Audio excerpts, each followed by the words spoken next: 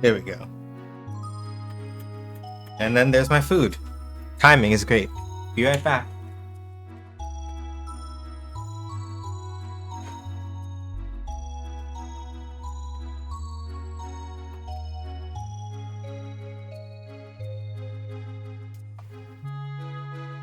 Oh yeah, quite literally. Right as I was about to start cooking.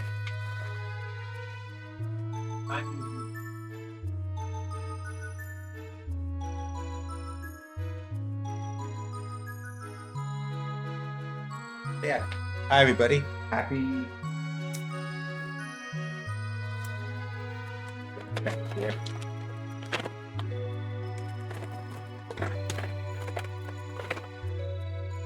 Happy Sunday. I hope the day is restful and productive for y'all.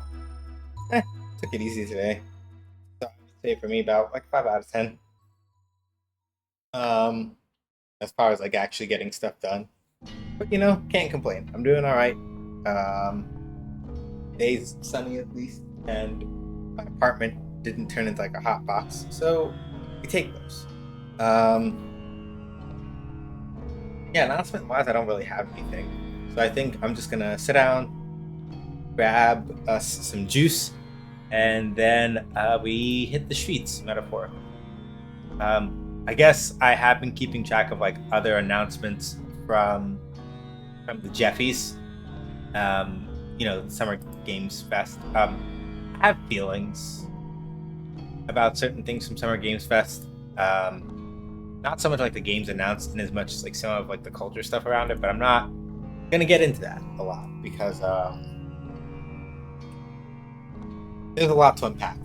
But in the overall, like I haven't like Perfect Dark was like probably one of the major things aside from like the Street Fighter news from Friday that I was like, wait, Perfect what? What? Well, that and like Fable. Why another Fable game? I'm kind of like not that this is to like say anything bad about Fable, and as much as I'm just like I really and truly thought that like after the VR game they were kind of just like we're good. It sleeps now, but I guess not, huh? But we'll see how that goes. We're probably just here to play Breath of Fire, to be honest with you.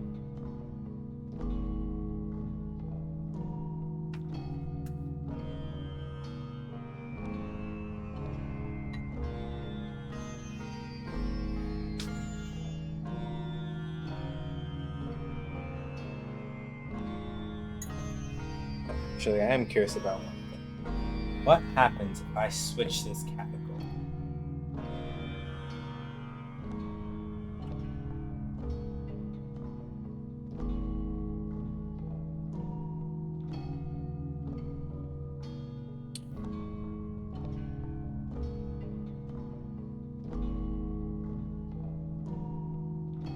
Yeah, I'm trying a thing.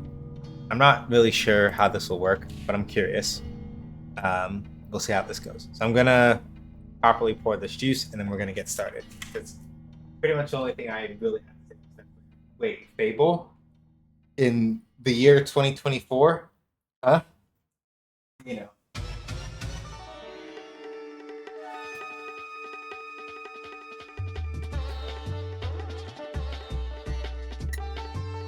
But yeah.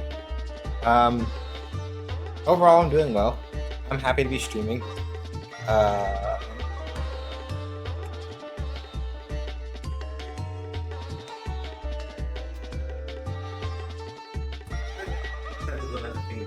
Even though it's not Friday. So, we do have a trailer of like M. Bison's playstyle stuff from Street Fighter 6, and what that's gonna look like, and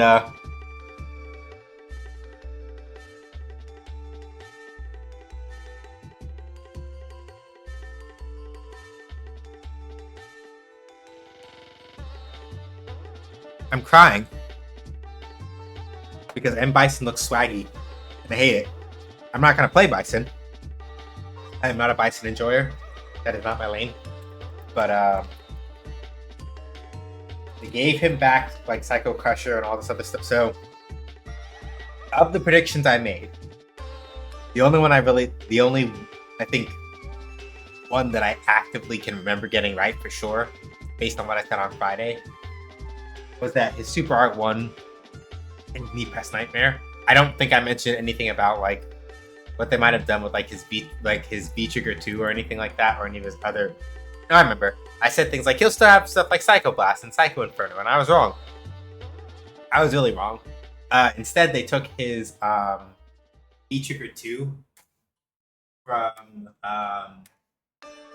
from Street Fighter 5 and basically turned it into like what looks like a strike move. So basically, if Bison hits you with this specific special move, you get tagged as if you got hit with like Testament Stain State from Guilty Gear Strive, and then either it looks like either on a timed release or by hitting you with certain moves, he will then detonate that, and then you eat a big ouch and you cry a lot. At least that is kind of like what, at least based on what I was seeing from the footage and what I read from like the PlayStation blog about his moveset, that's what's happening. So it's interesting because Bison's main thing in Street Fighter 6 and Street Fighter 5 was that as a character, while he didn't move very quickly, his normals are like really obnoxiously impressive, right? And like he'll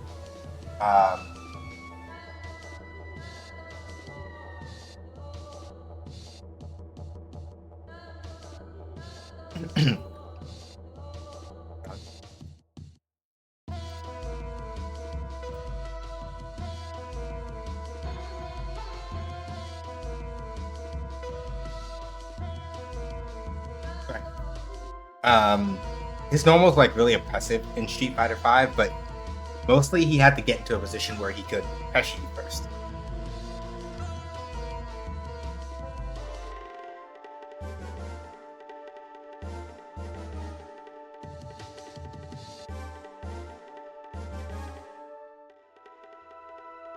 Generally, he moved very slow. His buttons were very slow. But if there was ever a point at which he got his buttons out, and he made you hold out like a block or something, you were in for a bad time afterward. Because what would happen is, of course, he gets plus frames, he does all this other stuff. So with Street Fighter 6, it looks like by taking his V Trigger 2, like he'd grip you by the face, and then like set this psycho power mine on you and then explode you with it later, right?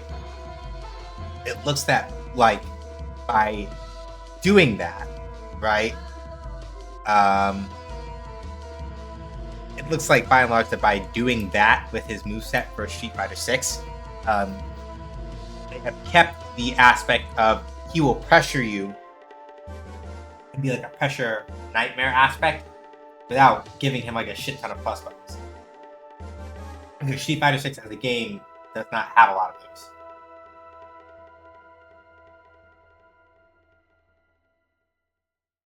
Yeah. Hey, Carl. How you doing? Yeah, that's pretty much the only other new thing I really can think of to talk about as far as like news and happenings and going ons. Yeah, this weekend probably the next time I'll be so busy with games. Yeah, like legitimately, I was not expecting like of all things, right? Perfect Dark. I was just saying this earlier. I think before you came in, Kettle. I was like, you could never have told me that like Perfect Dark of all things, right? This year.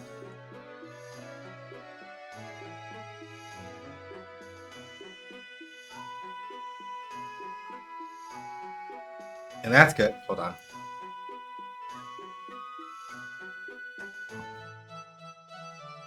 One second.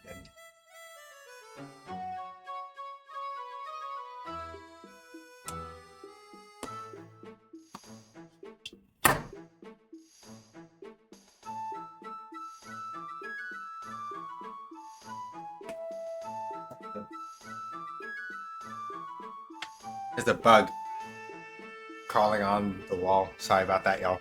had to like take a second and deal with that. But yeah, no, like I'll put it like this. I'm not, like I said earlier, there are certain feelings that I have about Summer Games Fest that I'm not going to get into on stream. If you have me on Discord or you can otherwise get in contact with me and you want to know my opinions about that, yeah, like, okay, yeah, Dragon Age. I will give the Veilguard this, right? Truthfully, style-wise, I'll be straight up about it. Truthfully, style-wise, in terms of just like the way that they visually chose to present that game, I was sincerely expecting Dragon Age to stay on that like really obnoxious, like reality-pilled sort of like style of game as far as Dragon Age was concerned, like graphically. And it looks like, if the trailer is any indication of the art style, which if I went to go look at the thumbnail for like their, also hi Diadubcast, welcome on in. I went to go look at the not live yet like thumbnail for their gameplay trailer. If the style from the reveal trailer is the same as what we're going to see in gameplay, I will be honest in saying that I think that they made the better choice. This is an opinion about games that I can share that I think is very important and that I will talk about probably when we go back to PlayStation Breath of Fire 4, right? Here's the thing for me, right? I am a very strong proponent as far as like games go, especially with kind of like the era that we're in now.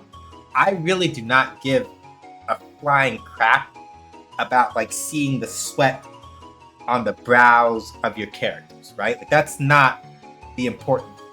Games that chase graphical fidelity above everything else, where they're like, we're going to make cinematic gaming experience where everything's like ultra ray tracing, like 4K, and I do not care, right? No, I don't care. This is different from example from like what Final Fantasy 14 is doing with the Dawn Trail expansion, where they're like update, like with Dawn Trail. I'm gonna give this as an example, right? With Dawn Trail in particular, the reason why I'm not saying something similar about that expansion is because part of it is things like, hey, we are trying to like update the lighting so that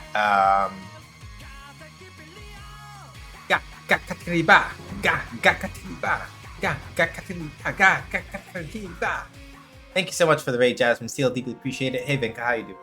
Let me shout y'all out. I'm not sure if I have. Not sure if mods are like.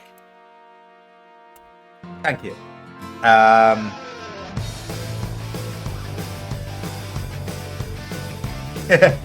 Thank you, Shark. Appreciate it. Oh yeah, hi everybody. My name is Sean. You can call me either that or SJ if you don't feel comfortable with my first name. I make games, I play games.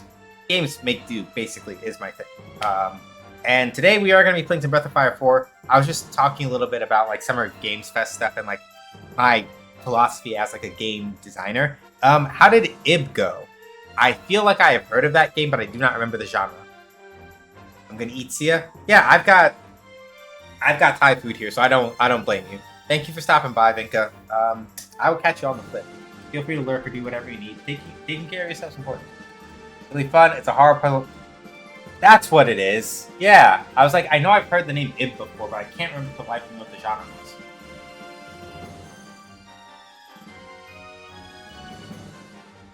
That's good. Good that you had a good time. I am a sucker negative for horror games, and that I'm not built to play those. But it's good that you had a good time. I'm happy.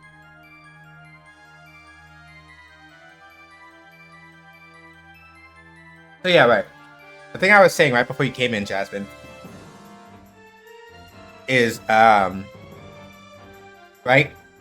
So Kettle alluded to this. Games that chase graphical fidelity are games I can't play because I love having them in my hard drive. Yeah. Here's the thing for me, right? With Dawn Trail, for example, the reason why I am not giving Dawn Trail this shit is for a couple of reasons. One is that part of the step up, I gotta get going because I gotta eat dinner, but I'll definitely check in if you're still going when I get back. You seem cool. I am here for at least another 3 hours, maybe another 3.5. But I started like way later than I intended to. I start on Sundays. I stream 5 to 9 Eastern, but usually because of like me either forgetting the time or shenanigans, I usually start closer to like 5:30 sometimes. So I might be going to like 9:30 or 10 p.m. Eastern tonight. We'll see how it goes. But yeah, go ahead, go eat. Streaming takes a lot out of you. I feel that. So yeah, we'll be here. We'll be around for a couple hours. So thank you for leaving your community with me. I will do my best to take care of them. But yeah, right. With Dawn Trail, part of it is that the updates, part of it is like, yeah, we want to make the game look better. But a lot of it is also about the improving the expressiveness of the characters with like updates to the way that like rigging and models and stuff are done. The way that materials are presented in the game, right? Like being able to get better reflection on like metal materials and things like that. A critical one is like trying to light dark skin better, because I cannot tell you how many times while playing Final Fantasy XIV, none of my characters are white. I'm just going to put that out there right now, right? Like not a single one. And it is never going to be that way, because fuck that. But it's one of those things where I would look at my character in a cutscene and it's like the lighting in here is kind of shitty, so I see my eyes, I see my mouth, but like a lot of the other stuff, like that shit is like fucking, that was whack. To whatever degree that they can, they're fixing that with the Dawn Trail graphical update, right? And so, but that's not the same thing in my mind as like games that chase graphical fidelity, if you get what I'm getting at, right? Right? Video games with a long history of not getting melanin right? You mean you don't like looking like an embodiment of the void? Not only when I want to. Not when my character is sitting and having a wholesome moment, is like, or getting ready to like square up when the scene happens to be dark and I can't see nothing but like the whites of their eyes and maybe like a little bit of my nose in the mouth. No, we can do better than that. We can do better than that, can't we? And the answer is that we can. We have to just, give a shit. But I digress. Also, hi, Cal. Right. So, when I say games that chase graphical fidelity, I'm going to be a hater because this is just me for a second. Things like The Last of Us, right? Or things like later Uncharted, or any game that you can think of that sort of touts all of the hyper realism, right? And the ways that they look exactly like this, right? I know people love like Judgment and Like a Dragon and things like that, but I want to point out that games like Judgment and Lost Judgment, this is just me making this straight and honest observation. The fact that like the games industry, right, keeps pushing towards things like, hey, like the main character of Judgment, Takayuki Yagami, he looks a lot like his Japanese voice actor, right? To the degree that they're like, yeah, hey, it was like the actor for one of the characters in the first Judgment game was involved in some sort of drug scandal, and because of how closely that character resembled his model, they had to like literally go into the game and change the guy's appearance to more closely align with the new voice actor that they got for that character after they said, no, Pierre Taki, you can't do this. Piss off, right? That kind of like chasing that dragon of hyperrealism where it's like, yeah, right, every pore in your face, being able to see the sweat run down Kazuya Mishima's brow and all that No, right? That's not interesting to me. That is not relevant to me. Like, my design ethos does not give a shit about that. It's not important. What is important, I think, is like making interesting graphical choices. That's my thing, right? If you have all this power to do all of these things, right? Where you can zoom in hyper realistically and like Horizon Zero Dawn or whatever and see every pore on Aloy's face or whatever. If you got all that processing power, why not spend it on like shit that makes me look at your game and go, oh, wow, holy shit. Case in point. Fatal Fury City of the Wolves, right? You look at Fatal Fury City of the Wolves, and so here's the thing I'm going to preface this with. I know that we're supposed to be playing. Let me also just move into the actual game, and that will maybe also help us get underway. So I can talk about this while we were playing it. Here's my thing, right?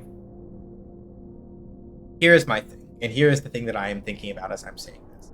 When you look at how SNK as a company has approached 3D since the King of Fighters 14, you can sort of see that there is a jump with every game in terms of like them sort of like figuring out the thing, right?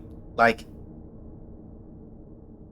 King of Fighters 14 was their first kind of like serious foray into 3D since the Maximum Impact games. And in the King of Fighters 14 is not like a pretty game.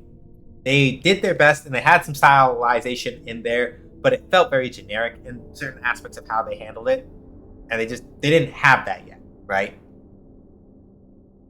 Then with Samurai Showdown 7, it's just called Samurai Showdown 2019, but it's really Sam Show 7. Like, we're not going to sugarcoat that.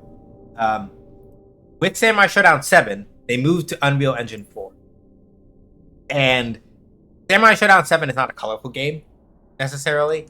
At least, like, for me, I find that, like, it lays very flat.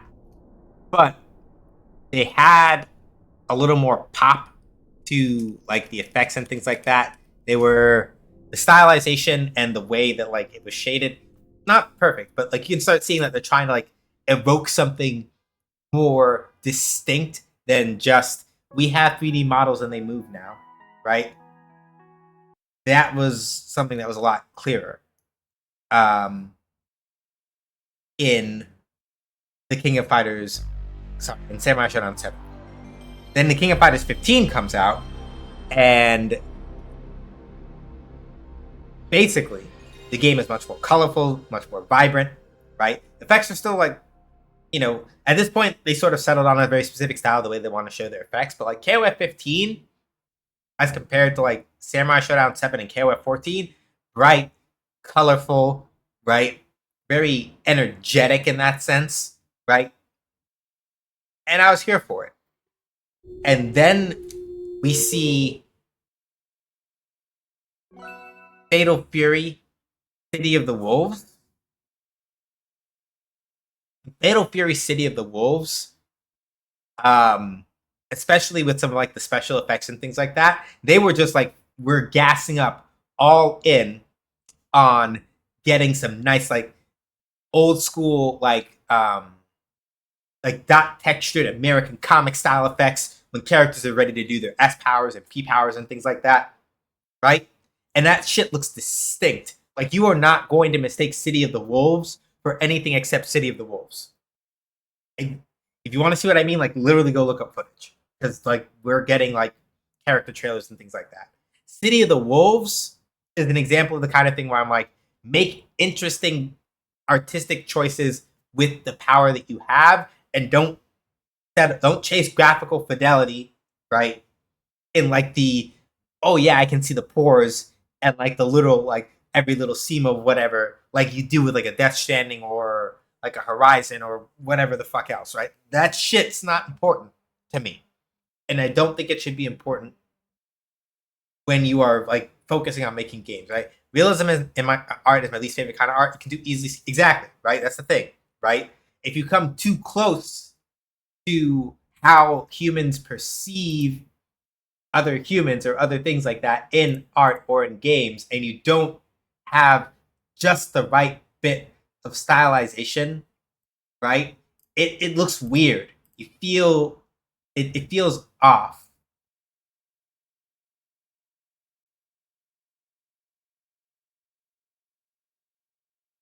Right?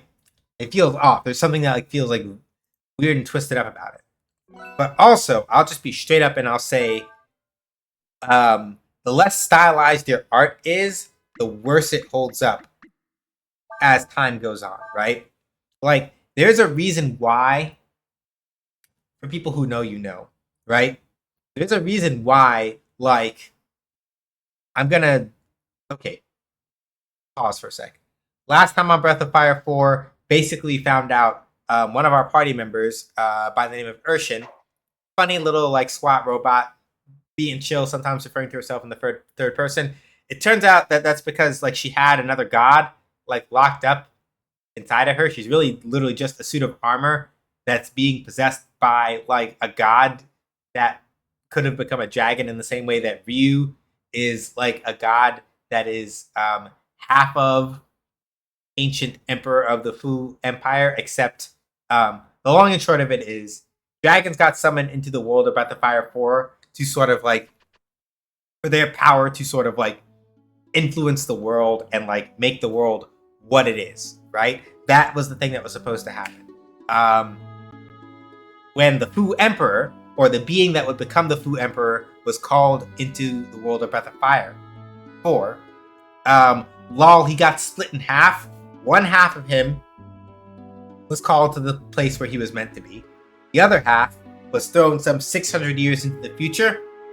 So the half of him that was awake at the time that he was summoned did all the things, made the Fu Empire, and then was like, I'm going to sleep until my other half wakes up. I will be back in like 600 years. I'll be back whenever to, like, claim my throne. Deuces. And he went to sleep. 600 years later, this blue-haired weirdo right here on your screen is the one who basically crashes. He crashes like here or some shit, and then that's when he's found by the Princess of Windia, and like a guy that's kind of like her big brother, and that's how this whole game started, basically. So Deus is like, hey, at some point, the Fu Emperor is going to be looking for you, Ryu, and he's going to want to, like, do the fusion dance thing. Your entire personality is going to be, like, subsumed by him, because you've been awake, alive, maybe like a couple of months or some shit, and he's like the first emperor of the Fu Empire. Like, you're gonna get fucked, dude, unless you I guess, like, talk to all the dragons that are currently in the world and get them to agree to lend you their power. If you do that, there's a pretty good chance that he's not gonna, like, eat your brain when you two do, like, the fusion thing, because one way or another, because you are an endless, right? Because you are a dragon and also therefore an endless, one way or another, your path and his are going to collide. So you have to figure out what the fuck you're doing before that happens. So we're gonna go meet the dragons and be like, hey, so we need your power so that what happens to, like, me, Ryu, is that my brain doesn't get eaten when I go, like, sit and chill with my other half. I would prefer that. So that's what's happening in this game. Right. The thing that I was talking about before. Yeah, we gotta gather the Dragon Balls. Got it. Yeah. Right. So the thing I was saying is that there's a reason why Hi-Fi Rush, may it rest in peace. Hi-Fi Rush, when you look at that graphical style, that is taking from the heritage of things like Jet Set Radio Future, right? Crazy and Crazy Taxi and all that, and a lot of other games that really went in heavy on cell shading way back when, right? Like, there's a reason why when people talk about Zelda, for example, right? Like, you can look at a bunch of different Zelda games over the years, and the one that holds up the most, at least, or the ones that hold up the most in my eyes as far as, like, Zelda games go, Wind Waker and Skyward Sword are probably going to be some of the most beautiful Zelda games that are out there. I guess also Breath of the Wild and Tears of the Kingdom too, yes. But when you look at those games, right, the graphical fidelity that they are pushing for is not graphical realism, but it is making and keeping a strong artistic identity. For Wind Waker and for Skyward Sword, that is about, like, how they use cell shading to sort of like just make very stark and strong images, right? Like whether you see Toon Link like character art or Toon Link like rendered in engine, like you're not gonna forget that shit. You could play OG Wind Waker. You could like play OG Wind Waker now, right? And that game is just like, right. And Skyward Sword went for more like the impressionist angle, but right. My point of that being though is that it artistically has a very strong identity in that sense, right? If you look at Tatsuya Yoshikawa's, I'm gonna do a thing with Breath of Fire 4 to demonstrate this. Sorry, this is turning into like a half gameplay stream, like half we're talking about this shit sort of thing. Like, Tatsuya Yoshikawa did all 4 of these art pieces, right? So the original Breath of Fire box art was not really anything like this. This is like the Game Boy Advance box art, right? Breath of Fire 2, same thing. But you can see that this is basically just like a altered version of like this artwork, right? But like, yeah, like Tatsuya Yoshikawa, right? Like, his art style has a very distinct kind of like on it, right? Especially with like Breath of Fire 3 and 4. More so with 4, right? Where the line art gets a little thicker. He's still doing like complex like shading and things like that. But you can also tell that there's more of this willingness to like let certain things just be like solid ass blocks of color. Right? In certain aspects. Like if you look like looking at Ryu's hair here and how it's shaded, right? Like you still have the shading that helps suggest that like Ryu's hair has more shape to it than just being flat. But like this goes pretty hard, right? Like his like the one dragon's eye that he had, because like Fulu over here has the other one, right? The dragon eye that Ryu has, right? It has just enough light that it like cuts under the unders of here, but you can also see that like the light is coming from up here, blah blah blah, right? All that shit's consistent, is what I'm saying. But yeah, like that's my thing. For me in particular, right?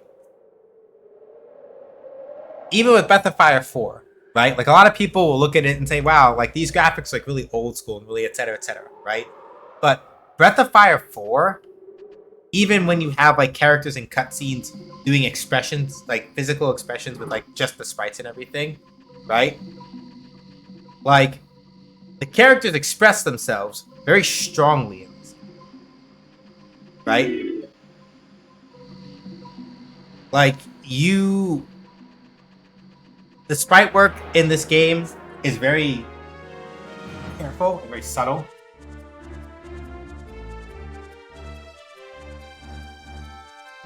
In a lot of ways, right?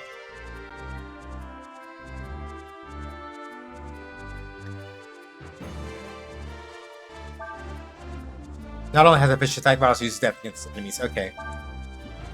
I don't like that description. So here's the thing we're gonna do.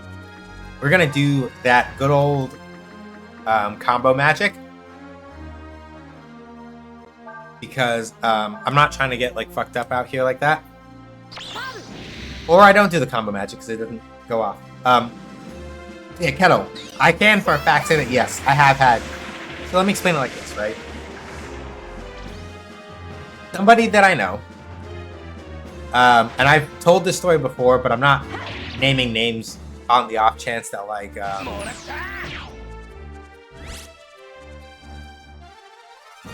I was like, cool, a Black Retro streamer playing Breath of Fire 4. I love that game. It came on a TikTok. Yes.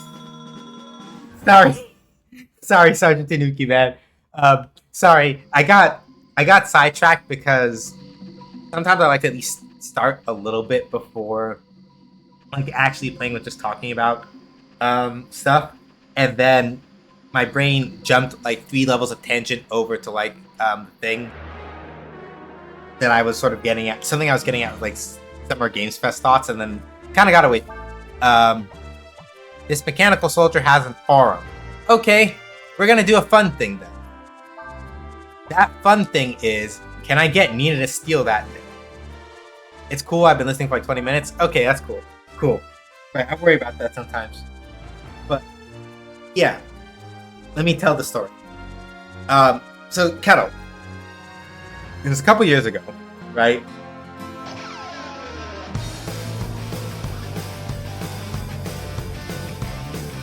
Thank you so much for the follow. Deeply appreciated. We do keep those anonymous so that like people can like lurk and like chill, and don't like feel obligated to speak up. But I do appreciate like new follows and things like that. Thank you. Welcome to the Gauge Game. I hope you enjoy your stay. But yeah, here, right? So the story. Before I get like too sidetracked, I'm gonna see if Nina can like actually steal that orb because you know I'm a greedy fuck, so I want it. Damn, my guy. Okay,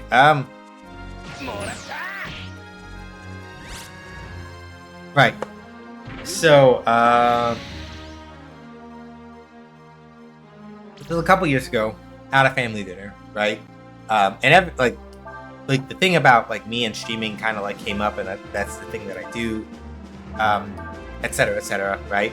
And I had a family member like because they'd asked about me like streaming before, so I gave them my stream link at that point, like, or they'd had it already for a while and all of this stuff, and like a thing that they said to me was they're like, oh yeah, like I came by one of your streams and I liked it, but like dude, you really gotta like stop playing like that old shit, man. I was playing at the time. At the time, I was playing probably.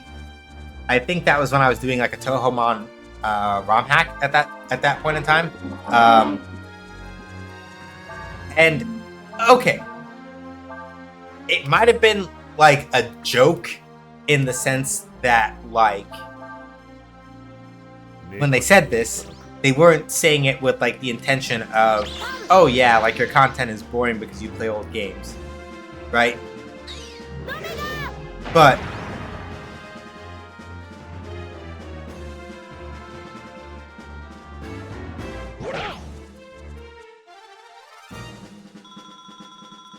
you sort of see where I'm going with this now, right? Where oh, so I may not be able to steal it, but it kind of just does that when I kill it. Okay, that's good to know. But yeah, like, and so it's like that person. When I say that, like, oh yeah, like people would have called this game old and outdated. It's that person I'm thinking of, right? Where this is someone who is just right, and he was also like, yeah, and like like why are you not playing like Call of Duty and like stuff like that, like stuff that's gonna get people popping? You're good at video games. Why don't you play? And I'm like, thankfully his friend like understood this and was like, no. Like, he's playing the games that he likes. And, like, even his friend's mom, like, made the same mistake. Where she was like, but yeah, but aren't you just limiting yourself by, like, not stepping out there and, like, playing, like, games that people, like, want, that people, like, find popular and would enjoy playing? By choosing, like, to, like, not do whatever. And it's like, y'all... In my head, I'm just like, y'all kind of don't get it, do you? Well, the friend got it. But, like, the person, right? Yeah, exactly. And Kettle, right. See, you get it because you streamed. You understand it, right? You understand the problem, right? Like, if you don't like Call of Duty, exactly. And that's the same argument that I made to my family member who was like, well, again, even if he was joking, right? The fact that he like said this straight up was like, okay, so you're not thinking about this from the perspective of like, and I explained it because it's not like he can like read my mind or anything, but it's like you're not thinking about this from the perspective of like how this actually works, which is that yes, you have like people who can kind of just like fart in the wind and play whatever, and that works for them. Two of them are white, but. That's not the way that I wanted to run my stream. And I say all of that to come back to the original argument of like calling this game outdated, right? The person that I was talking about who said to me in the first place, why don't you just play like Call of Duty or something? Like, I can't really hang with you playing like these old games. They don't really interest me. It's like, okay, cool. They don't have to. But part of it is that for him, it's like, oh, these look old and outdated and they don't interest me because of that, right? And now I'm going to tie this back to like the main point of the conversation, which is the whole thing that there is this constant assumption that games that are not like, and this is where the problem of like chasing graphical fidelity instead of like graphical integrity over artistic identity, right? So here's my thing. To bring this all back together, right? Like when you look at the sprite work in this game, the sprite work in this game is fucking immaculate. I would rank some of the sprite work in Breath of Fire 4 as amongst some of Capcom's best pixel art. Like straight up. Like of the Capcom games that I can think of where I would have to outright say this, like, what games have like stronger sprite work than like Breath of Fire 3 and 4? Like Darkstalkers on the expressive Darkstalkers as far as like expressivity goes, yes, 100%. Right? Like Darkstalker sprites, for all that Capcom never really took the opportunity at any point to like dig in a little bit more on certain aspects of the fidelity of Darkstalker sprites, those sprites are extremely expressive, right? Like,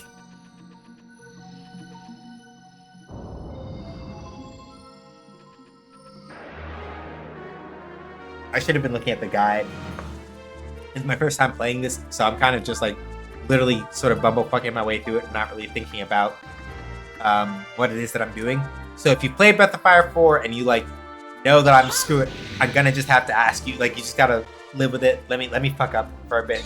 I have a strategy guide if I really need it. If I'm doing a puzzle wrong, I'm sorry. Forgive me. I will either check the strategy guide when I need it, or I will, if I'm really stuck, I will ask for it. This is a heads up. But yeah, right? That's where it all kind of comes back. Like Hi-Fi Rush, or however long we are going to be able to hold on to that game, given like the state of games preservation, like I guarantee you that Hi-Fi Rush is going to probably have a certain degree of longevity well above and beyond some of the other games from this era, largely because, from my perspective, right, Hi-Fi Rush choosing to stylize so much of what it did and focus on having a strong visual artistic identity, right, following in the veins of like your Jet Set Radios and other sort of like nice, clean, cel-shaded games, that's gonna last, right? That's my perspective. That's going to last because visually, it looks interesting. It looks different. And okay, now I'm gonna circle back to the other reason why I said this. Going back to talking about Dragon Age: The Veilguard. Surprise! Dragon Age: The Veilguard, I think the people that are at least on that team partially, and you can have feelings about the way that like BioWare has kind of like come to, given like the circumstances behind how long and like thorny the development of that game has been, right? It feels to me that like the Veilguard choosing specifically to sort of like eschew some of this like, yeah, let's go for this hyper realistic look for things like, no, actually, the thing we're gonna do is like kind of like just like, does this look a little more cutie? Yes, right? Hang on, can I make it? Come on, no, fuck, Shiba. Nope. Yeah, I fucked up. Those pillars are gonna go down. Yeah, it's called Dreadwolf. Yeah.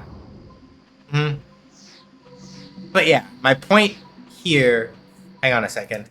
we're engaging Billy Mitchell mode because I'm not dealing with this right now. We're engaging Billy Mitchell mode real quick so I can like get, because this is already gonna annoy me. So let's not have like Rambats interrupt me while I'm trying to do this. Because I figured out the puzzle. You hit this switch and you do jumpity jump stuff and get across before the time in the sand and the timer runs out.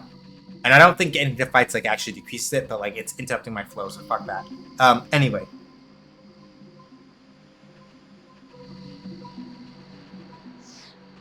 So yeah, right?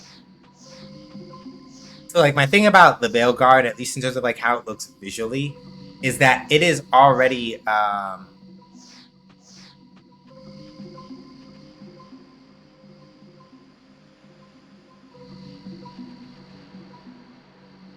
at least in my mind, right?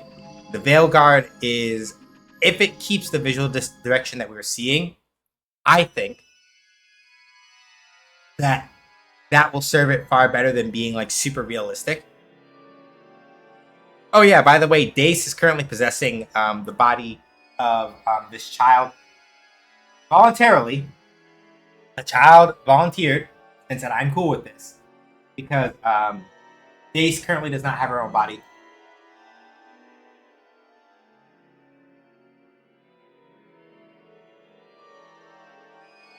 Improper summoning basically left her without a body and got her stuck inside of the armor that would become known as Urshan, and that's why she is currently like possessing this child.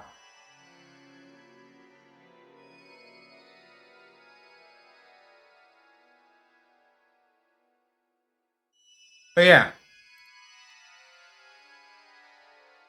that's why I have that whole screed about the graphical fidelity thing. Because the thing about Dreadwolf or the Veil Guard, right?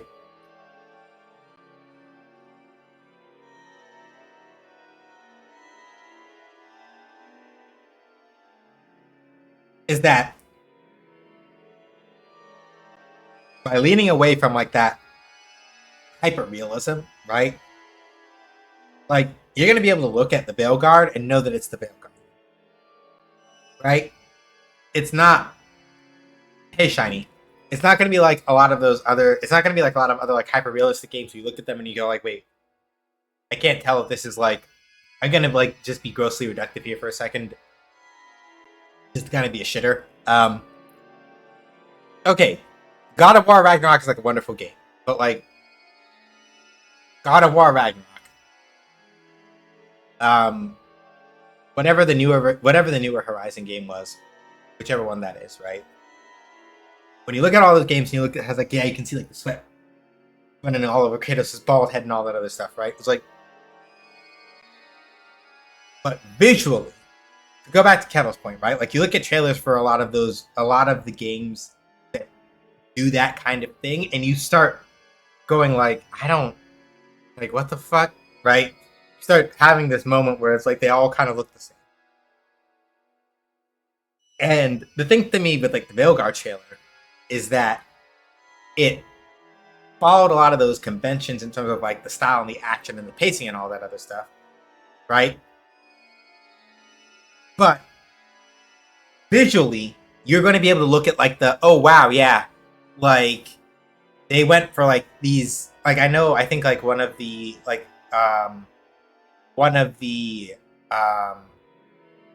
I can never remember the proper name, because keep in mind that calling them the Qunari is not accurate to the fact that there are some of them that are not like adherents to the Kun. But the horned people in Dragon Age that people assumed were always all Qunari, like who said, yeah, Qunari, but like, not every one of like that, not everyone of that origin is an adherent of the Kun, and therefore they're not all Qunari, right? You know who I'm talking about, right? But like one of the characters from the Veilguard, right? Like they had the ridges and everything, but when I look at the Veilguard, I see that they're deliberately like,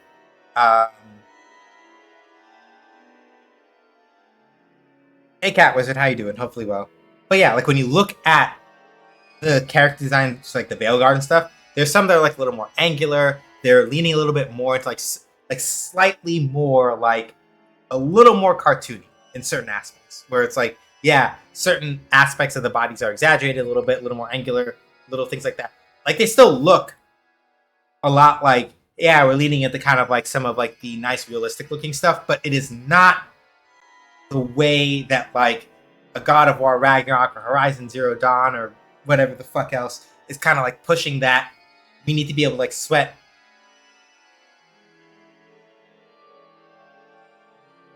like the sweat on their brow, right? I think that's good because you'll be able to look at the Veilguard and be like, right,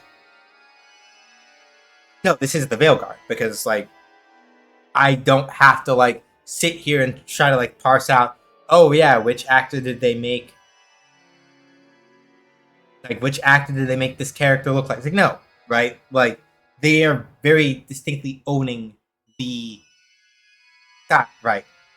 Hyperrealism is an art style, but there's a point where these AAA companies started to do way too much. I feel like yes, right, and that's the thing I'm talking about, like the Veilguard, right? Like hyperrealism, like again, talking about like the Uncanny Valley stuff. To make hyperrealism work, you have to push that. You have to push the way that it looks up to a point and then stop a little. Right? So here's an example. Right? We're gonna break this for a second.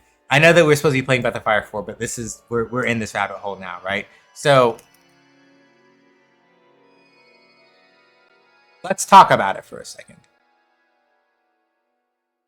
Let's look at this art.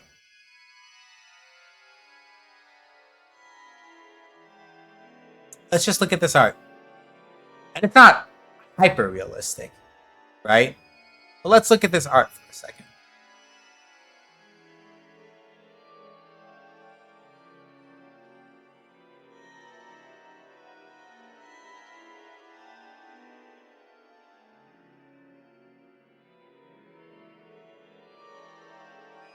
For those of you who know, you know who this person is, who this artist is. But for those of you who don't know, Shinkiro is an artist who is primarily known for working with SNK. A lot of the key art of King of Fighters, right? And as you can see, to some extent, Capcom, right? Like he did art for like Capcom versus SNK 2, I think. Shinkiro is a prime example, right? Oh yeah, he also did like character. He also does like do art for like Street Fighter 6. Sometimes it misses a little bit, but right, like Shinkiro's whole thing is that I want to say that he does like draw influence from like American comic artists. He's said, I think, at some point or another. I don't quite remember, but he pushes that like, yes, let's make these characters like look real and look sharp, right? But he knows where you go, let me stop. He knows where you like don't cross that line. Where it's like, I gotta hold it right here, right?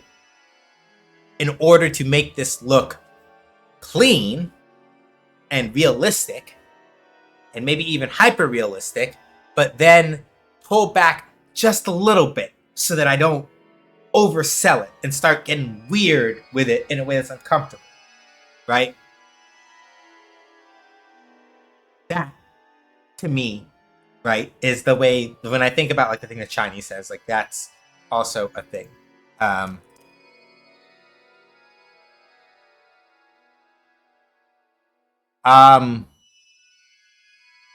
This gets a little more stylized, but Kinu Nishimura also is like someone who I think, right? Yeah, like Kinu's art style is like a little more stylized in some aspects, but right, you look like like a lot of her art for like CVS. So like here's a good comparison, right? Um, left. So this is Ryo Sakazaki. This is his artwork from Capcom vs SNK 2. Left side, like viewers left, like left side, like this one over here. This is Kinu's art for Ryo. This is Shinkiro's, right? They both for this game they push just enough, right? That it's like, oh yeah, no, like Ryo's ripped, right? But they both approach it in different aspects, and they push just enough for both that it's like, okay, yeah, no, this looks clean, but then they know just where to stop. Like, look at this shit. Look at this. This is also Kinu doing art for like CBS2, I think. Like CBS2 art that she, if I remember right. Mm-hmm. And that's the thing, right? Yeah, to Shiny's point, hyperrealism isn't art style. This is not me saying that like hyperrealism is bad, right? But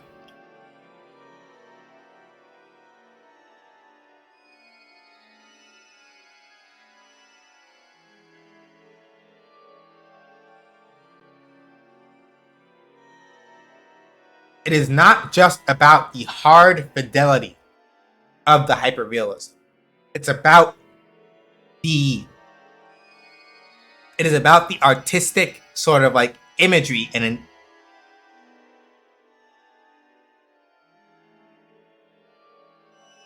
all right, hang on. We have an ad break coming up, so I'm gonna wait. I have an ad break coming up, so I'm gonna wait before I go back to this point.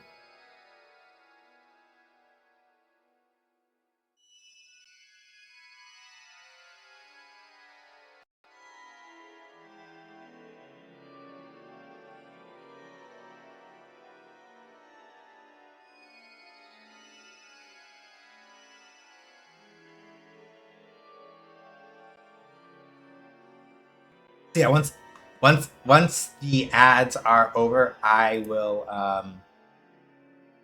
I'll go back into the thing that I was sort of like getting at here, and then I will also actually go back to playing some Breath of Fire 4.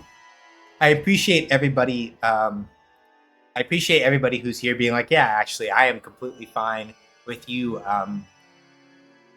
accidentally like a whole TED talk about like design ethos things and why you feel the way that you feel about video games. I do appreciate that. I know that we were supposed to be playing the game, and I just got really distracted.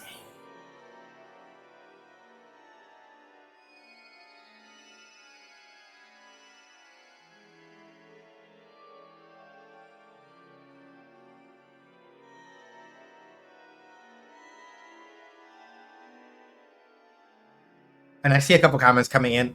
I want the ads to finish so I can be sure that like we can actually like have the full conversation. So I'm gonna like wait for a second while ads clear. Um,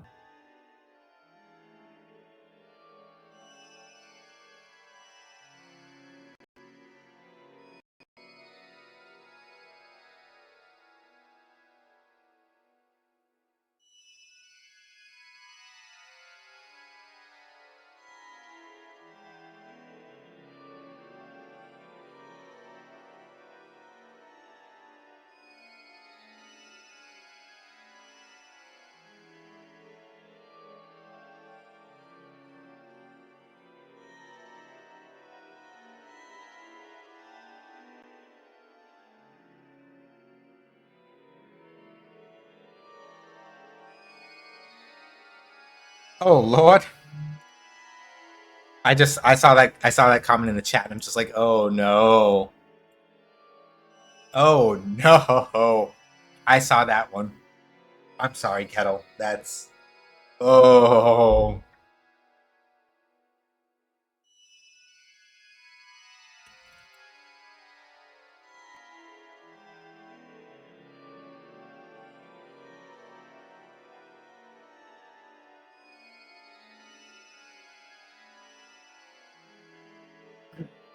Okay. I think everybody should be out of ad jail now. think everybody should be out of agile.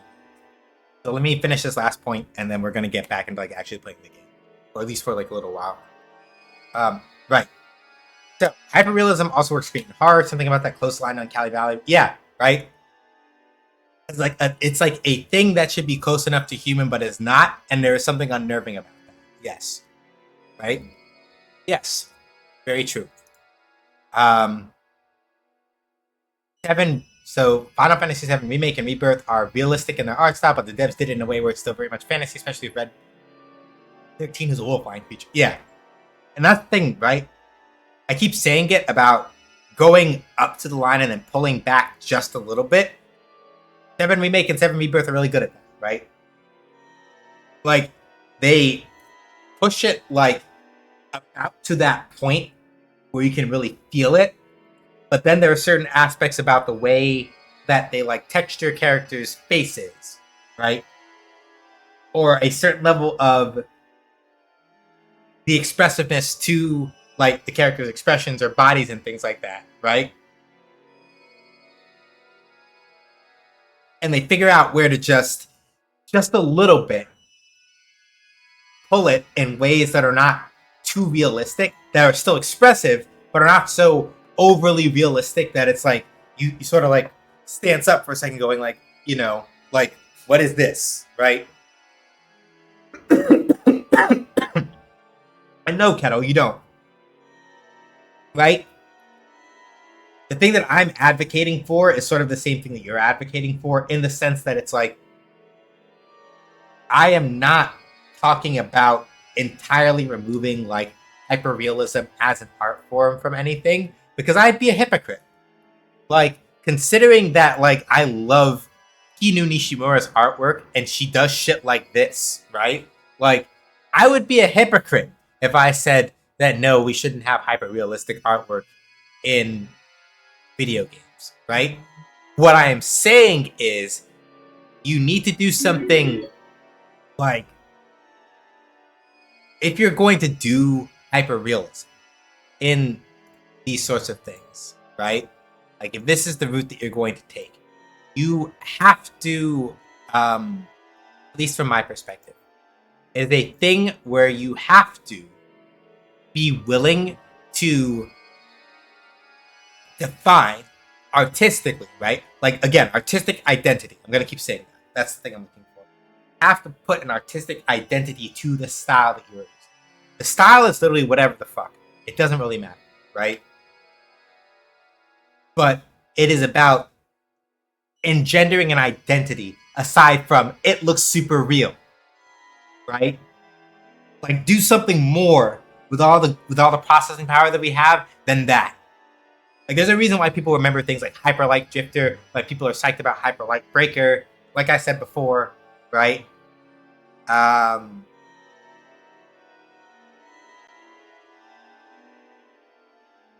Like I said before, Wind Waker and Skyward Sword and things like that. Like, those games have strong artistic, like a strong visual style and artistic identity in that sense. And that's gonna hold. And that's gonna hold for a long time. Right? But like, you know, anyway.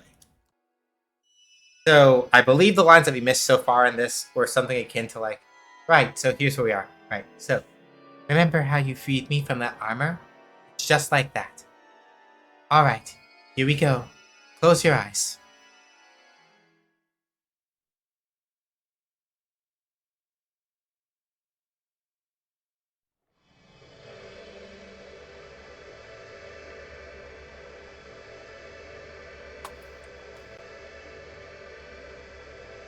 Shiny. Shiny. Hungry Clicker is bar none my favorite artist on Twitter. Thank you, Stubby. I have Hungry Clicker artwork. Can I show this without it being a problem on stream? I think so. Hold on.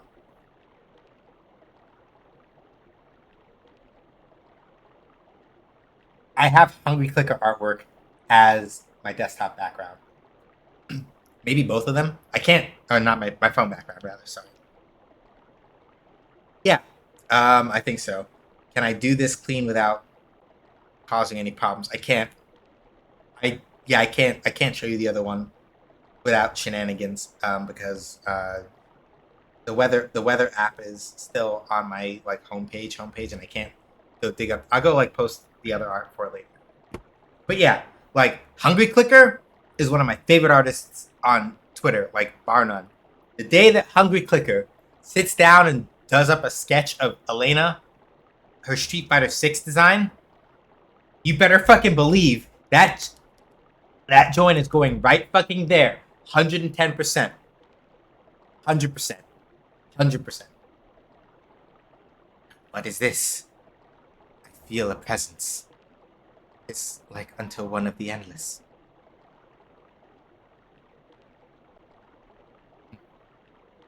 Does it mean the time has come?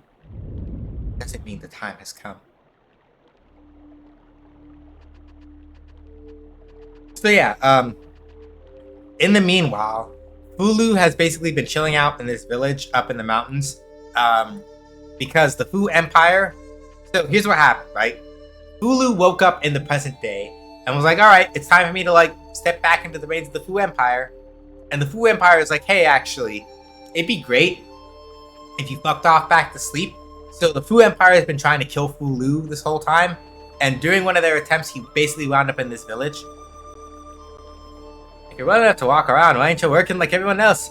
Everyone around here's got to earn their keep, you know. You're literally you are a child. I do not want to hear this from you. Hush. Yeah, and literally ever since Fulu got woken up, literally just the Empire has been on his ass trying to kill him. Now what? What do you want? Why don't you mind your own business? We can take care of ourselves. We weren't saying that when that monster nearly came and rumbled you up, huh? Now Young just started to act up. Young. Something amiss. Something amiss. I'm trying to get back the voice that I had for him like last Sunday, but I can't remember it very well. The mountain over there started smoking. Looks like it might be making ready to blow.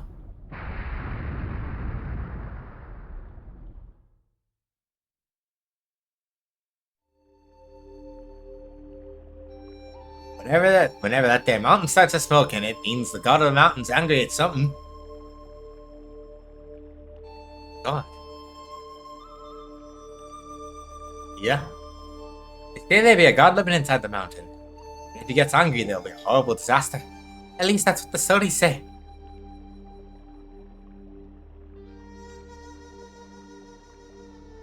Where you be going, Young? Where you be going, Young? I'm sorry, I keep not putting my voice up properly for mommy's voice, and it keeps messing it up. I wish to meet with God. I wish to meet God. Something like that.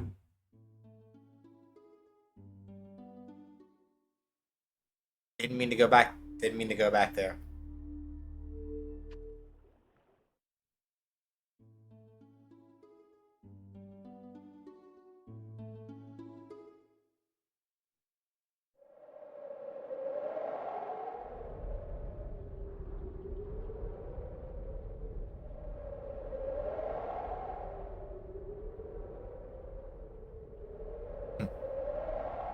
God, eh?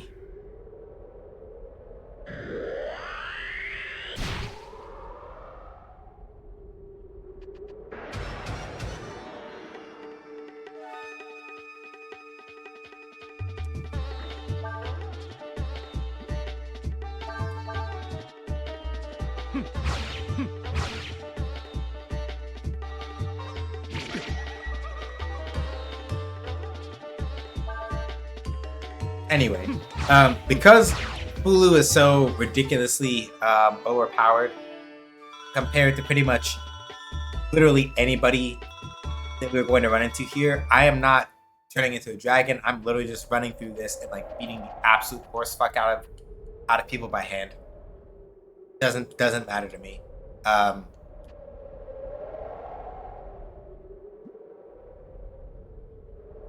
Hulu is literally too strong for that shit. So like whatever. Like look, like Mans doesn't even. And I'm not picking up any items either because I'm not picking up any items either because why?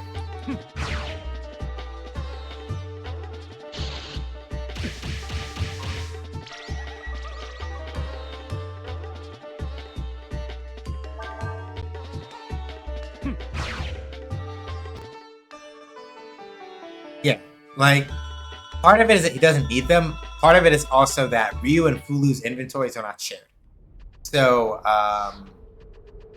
anything I pick up with Fulu is not something I can pick up with Ryu, and vice versa, So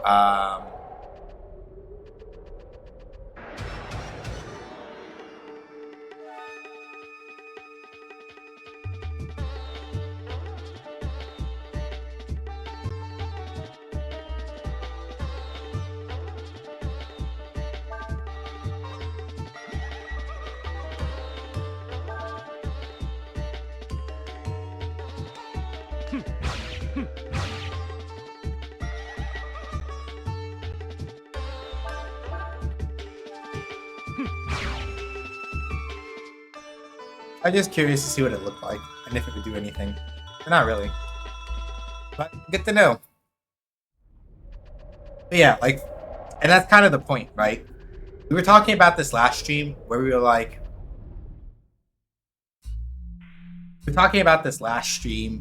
where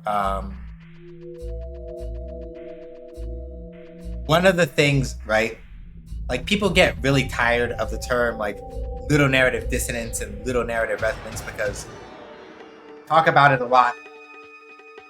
Like from an analysis standpoint, those terms. Oh. I didn't realize that.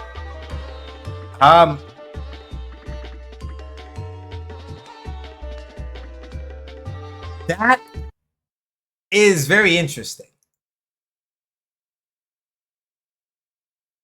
If it wasn't for the fact that Blitz does damage to the self, I would go out of my way to make sure that Fulu learned that so that Ryu would have it.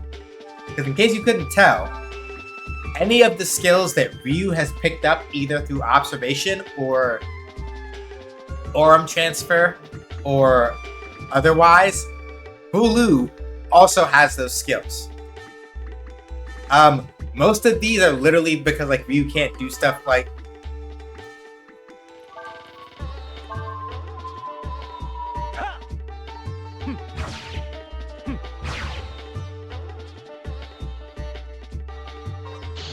so yeah, like Blitz is a learnable skill.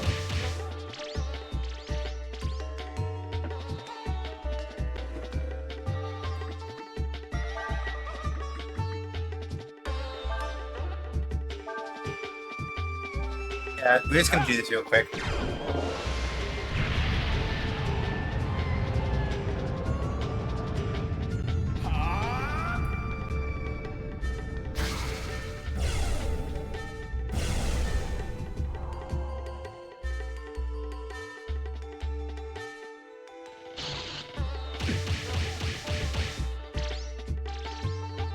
Does Fulu find it weird in those four skills now? Or did he think about not think about using skills until?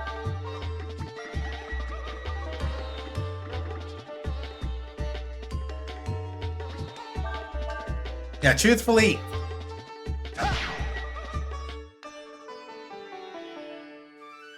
Yeah, truthfully, that's a good question. I'm not really sure. Okay, I might have made one mistake here in that these pigs hitting as hard as they do causes a problem in that I don't think Fulu has any. Right. Not supposed to take items from here.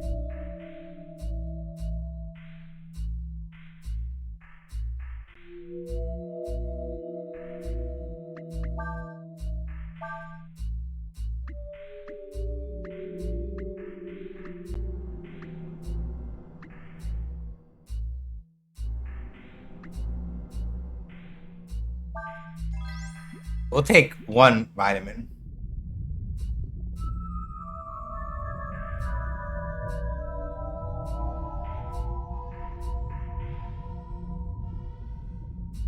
Okay.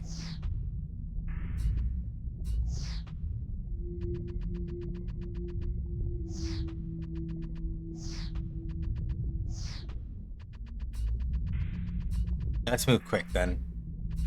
And if we get into another fight, I'm gonna run. Because, if we get into another fight, I'm gonna... Yeah, no, we're not fighting y'all, because y'all will actually kill me. Fuck that. I'm good. Oh, no. Oh, this could be bad.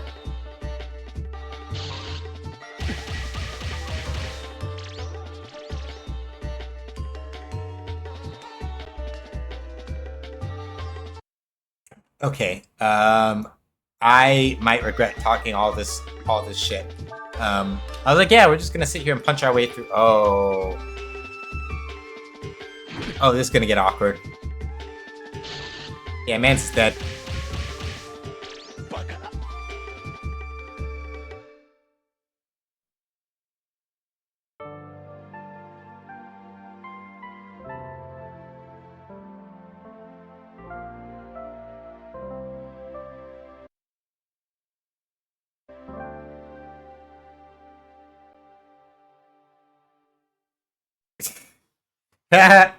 Yeah, I got. Okay, that's fair.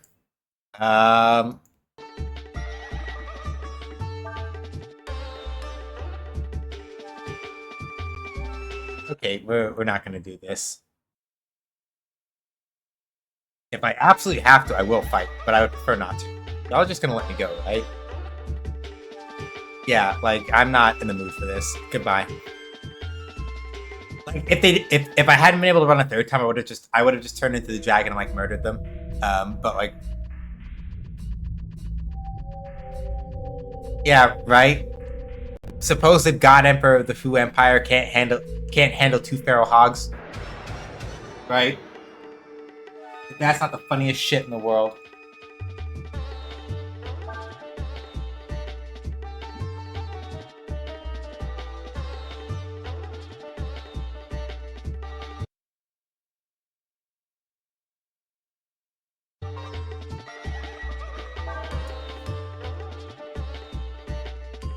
I probably just could keep turning into dragons and just getting around it that way because like I'll get all my HP back at least while fighting in the dragon form. But you know, thou art the one that claimed to be a god. Be God. Who you, tiny man? You are not a god. You are but a mere shadow. Something that has drunk up the dregs of the power of gods, and believe that doing so make you a god yourself. You have been affected by our and the other's power, that is all. Me not understand, puny man. Puny man talk funny. Does puny man think me fool?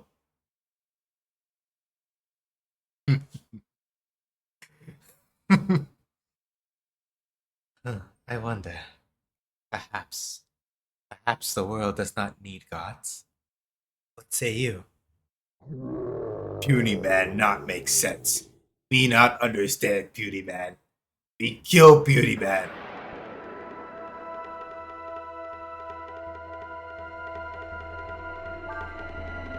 A sentient rock which can animate other rocks.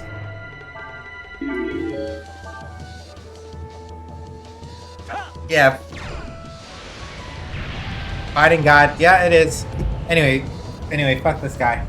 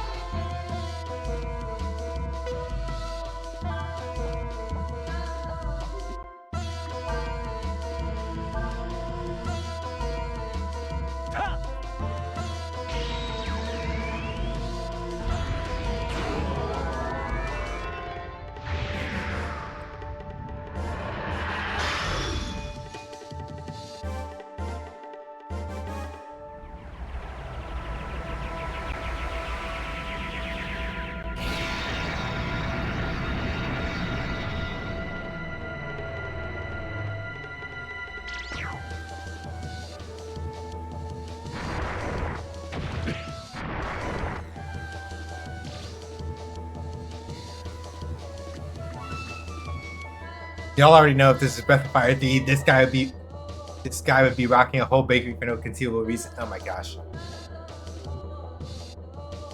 I kind of wish he turned into a real dragon, not a were-dragon or dragonborn. I think the way that they sort of frame it in this game is basically that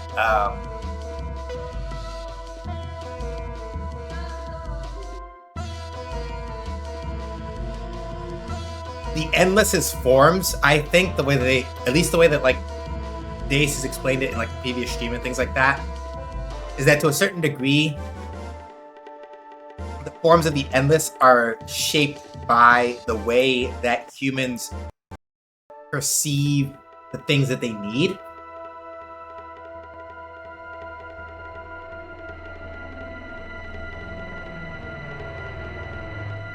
Right? So like basically the Endless are shaped by human perception. So it's one of those things where I think it can be implied, though it is not outright stated, right? This is definitely me taking like an interpretive spin on it. So by no means is like the way I'm talking about it like the definitive thing. But the reason why dragons look like this in this game is because the perceptions of human beings is what's responsible for shaping them. Right? So I say that to say that like Hulu, his existence as like a hybrid, like Hulu's existence as a hybrid is probably something like a midpoint between like whenever he turns into the hybrid dragon, I feel like it's something like a midpoint in between the way that he sort of like experiences his quote unquote natural state versus the perceptions of the humans that called him into the world. Right? It's something like that, I think.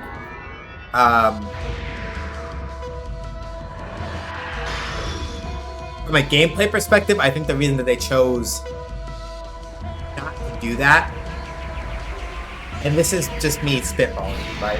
From a gameplay perspective, the thing is that Ryu's like in previous Breath of Fire games, and it's explicitly in Breath of Fire 3 beforehand, right? Yeah, gameplay-wise, yeah, that's my thing, right? Especially because you notice that, unlike Breath of Fire 3, right? Breath of Fire 3, all the different dragon forms were pixel art, right? Breath of Fire 4, and I think this is sort of like... I think this is also... Okay. Hey, guess what, everybody? It's the return of the artistic identity conversation.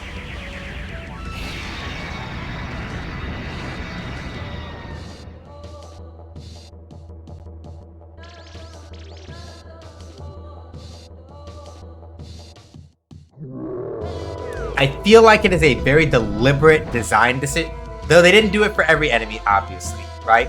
There's some enemies for which they chose not to do it, and I think it's fine. And some entities for which they chose not to do it, and it's fine.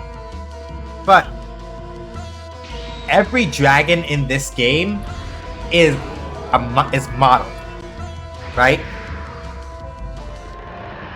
We haven't seen it very much on Ryu's side of things because I don't use dragon abilities a lot with Ryu, at least right now, right? But like dragons animated in 3D, a lot of the major bosses, especially the ones that are like really, really, really not humanoid, animated in 3D, right? Breath of Fire is very deliberate. Oh, this game specifically is very deliberate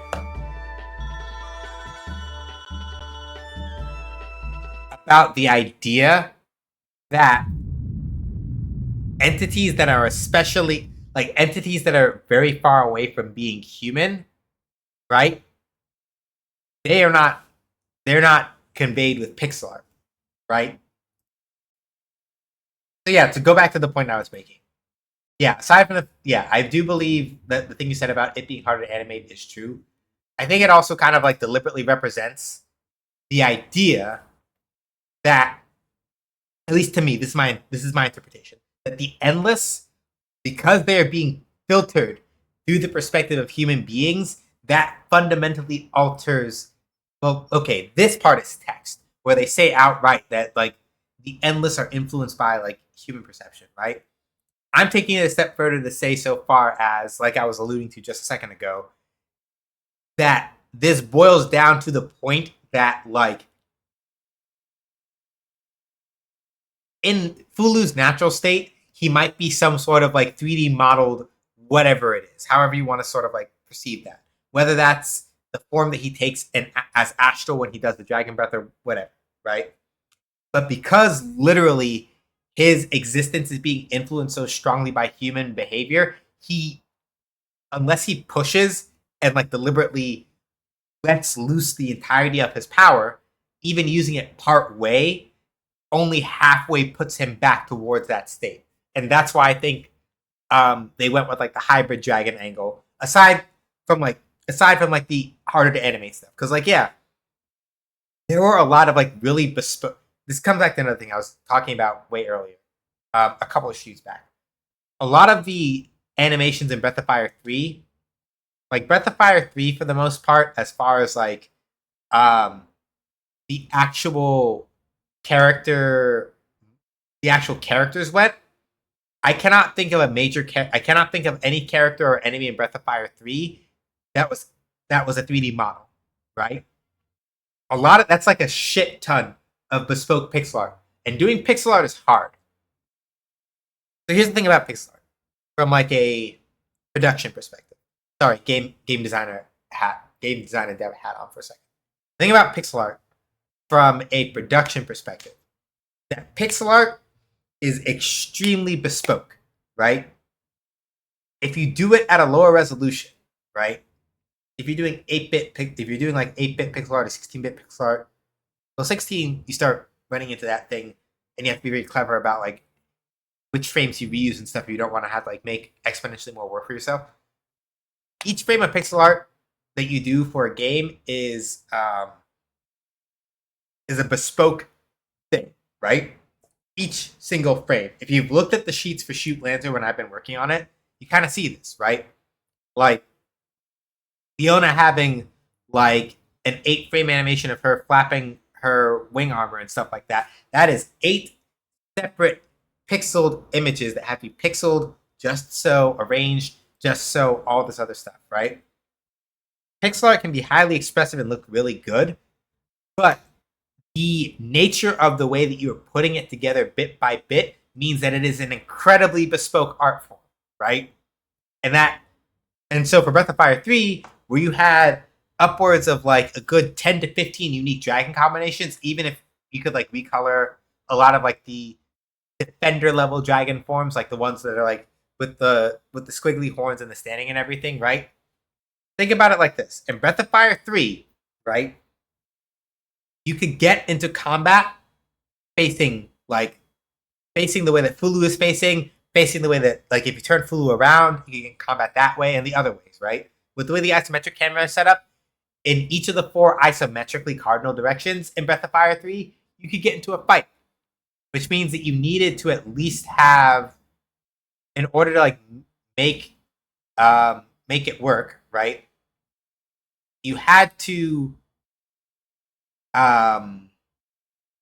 sprite at the very least, right? You have to at least sprite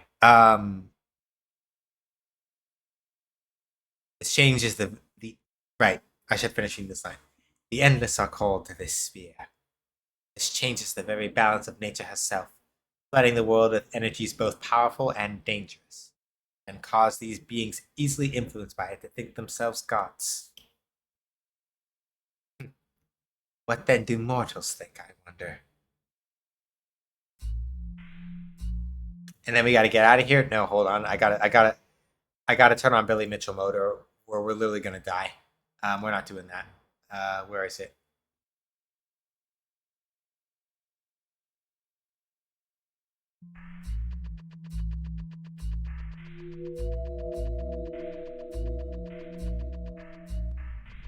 So yeah, this is my particular thing, right, on that front.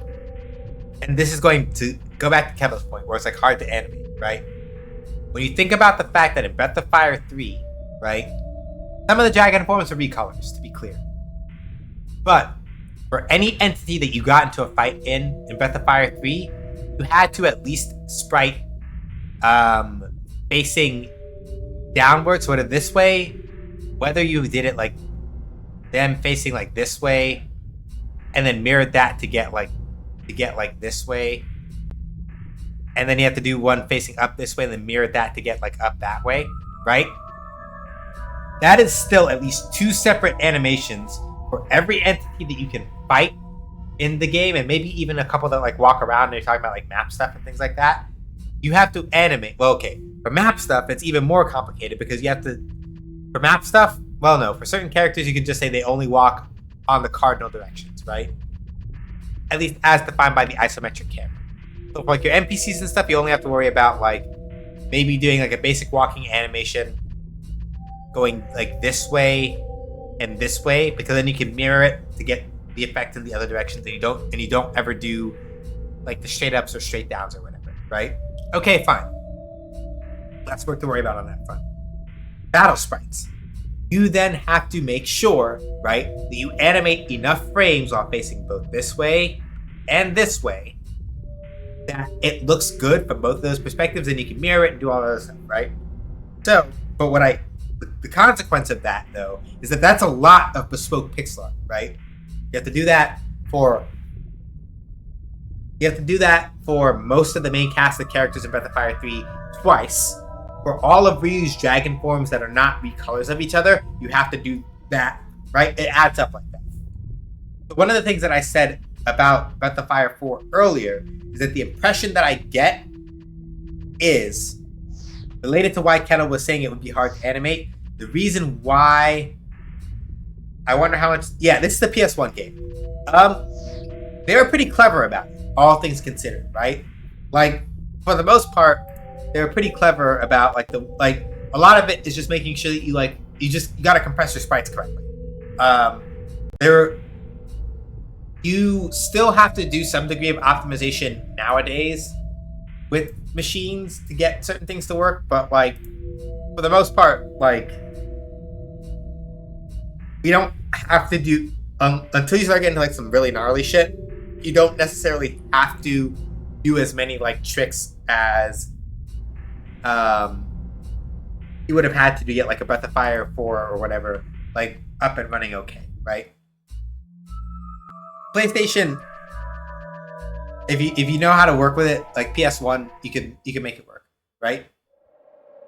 But yeah, my main point in all of this is that what I said a couple of streams ago is that I feel like they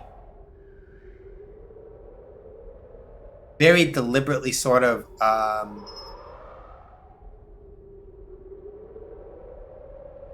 they very deliberately pulled back on some of the complexity of the dragon system, partially for the reasons that Kettle is talking about, right?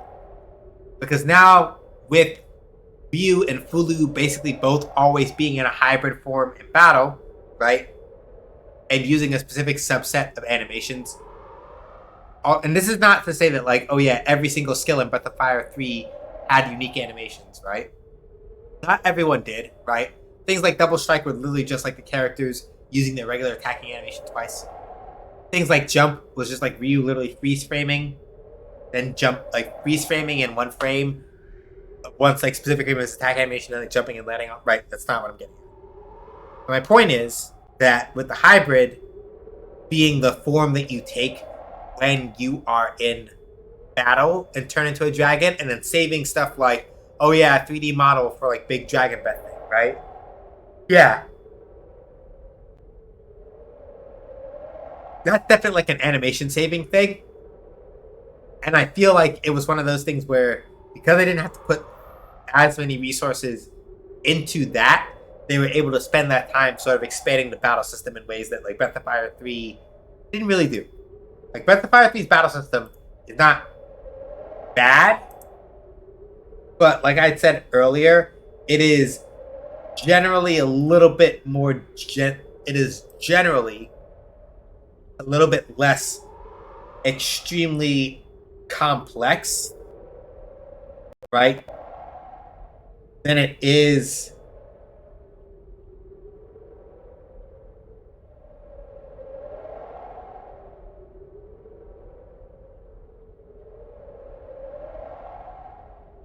It's a lot. It's a little bit. Breath of Fire 3's battle system is they put all the complexity into the Dragon Gene system, so that they could show off all of the cool dragon forms. In this game, it feels like they pulled some of that back and invested it into regular battles, which meant that they sort of like slimmed down the way that the dragon system works in this game. I think. Well, you, what'd you do? What did you do? What'd you do to the god of the mountain? Normal folks don't be going around doing stuff like whatever you did. Who are you? No, what are you? Let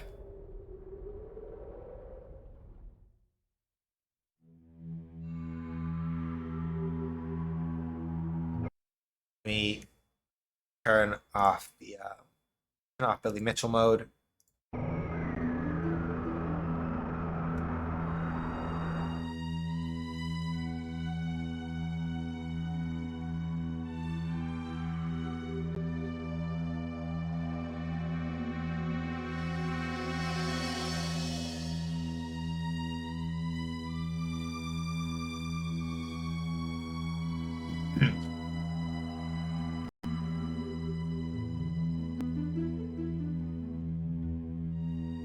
Alright, here we go. I thought you'd show up if we called to you here. You're the dragons that watch over this world, aren't you?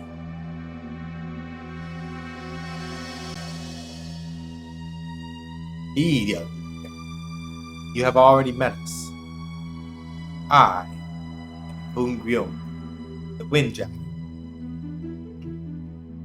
As you probably already know, I called you here so we could talk about Ryu.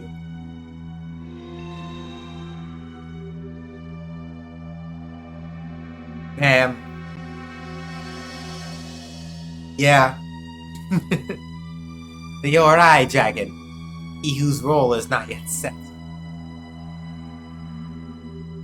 But as you all know, Ryu is incomplete.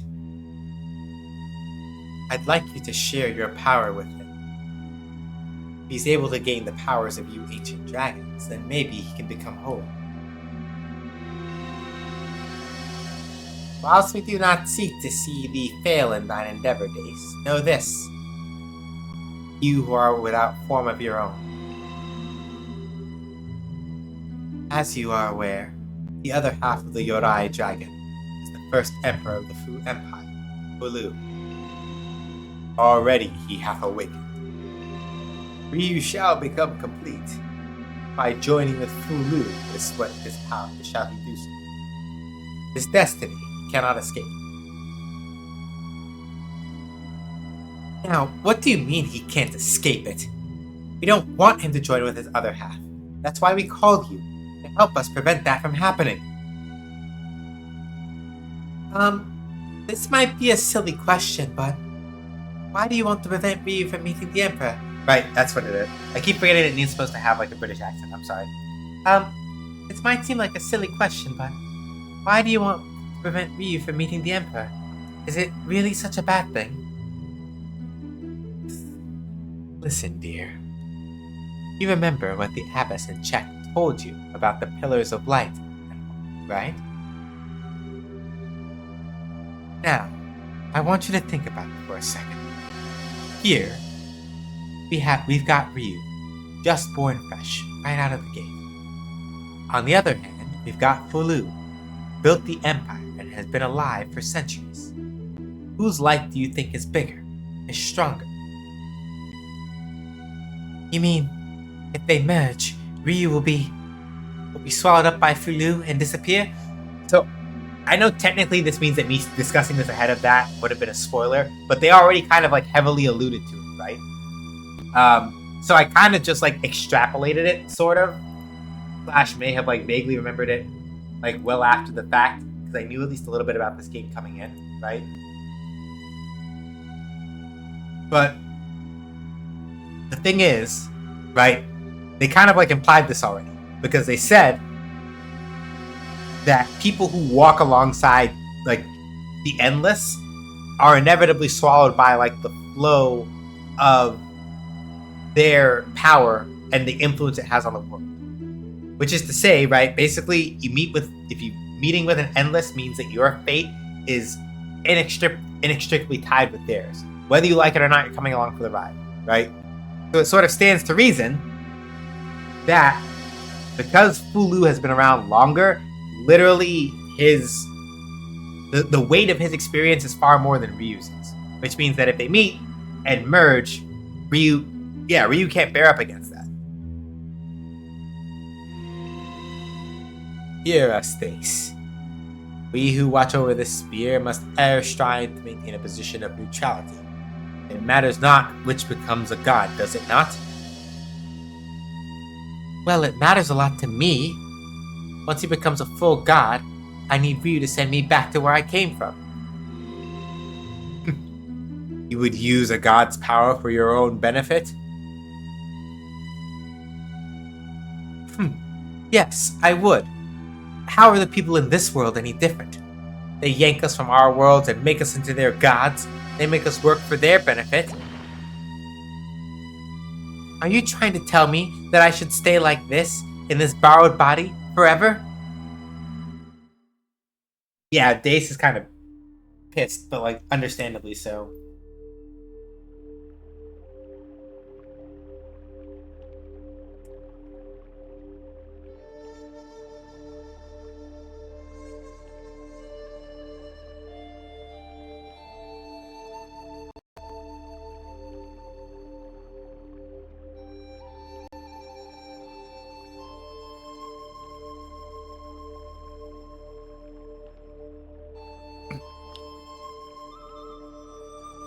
She's not wrong either. It's true.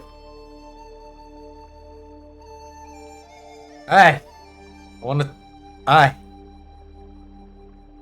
want to talk to you. Not just anyone can pacify the god of the mountain. Who are you, and what are you doing here? Mommy says your cousin's been a guard in Kyoyin, but I bet that ain't true now, is it? No. Don't be worrying your head over little things like that. You should just be glad that the mountain's quieted down, right? Ryong, you must be tired. Go back home and rest a spell now, eh?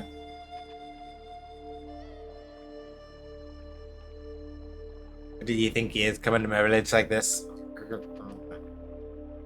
You're the one that's up the mountain. Oh no, it's pretty impressive. How'd you do that, huh? It's like the mountain's gone quiet again. You have something to do with it?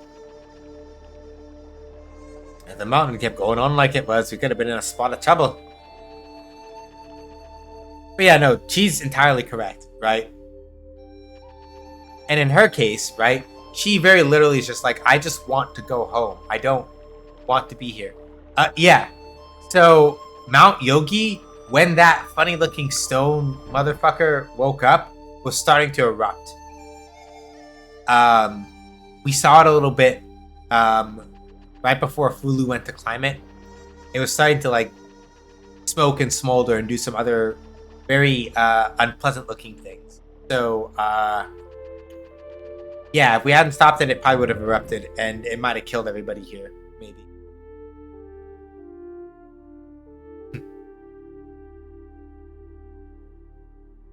I do not think it wise that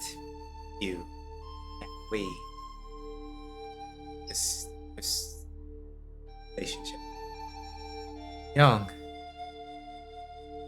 don't let what the landlord said bother you. All the folks in the village are thankful for what you did. And so am I. All the folks in the village are thankful for what you did, and so am I.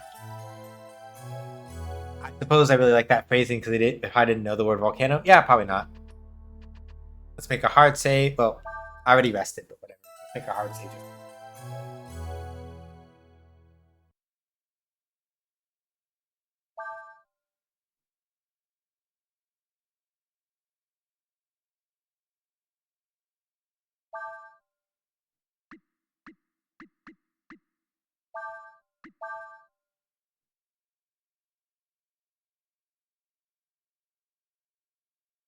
But yeah, going back to the artistic identity thing, right? And making like strong artistic choices.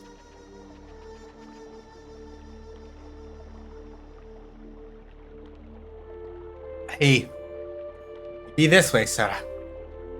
Oh, you motherfucker! It appear I must needs find my way out. Nay, mayhap I can still escape unnoticed by your own soldiers.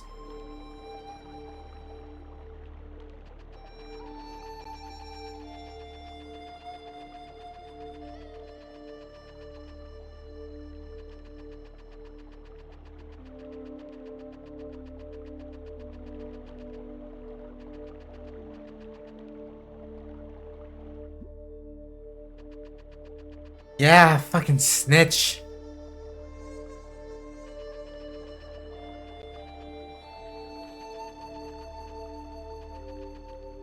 If there's a way to get up this hill. Alright, let me just go look at the guide.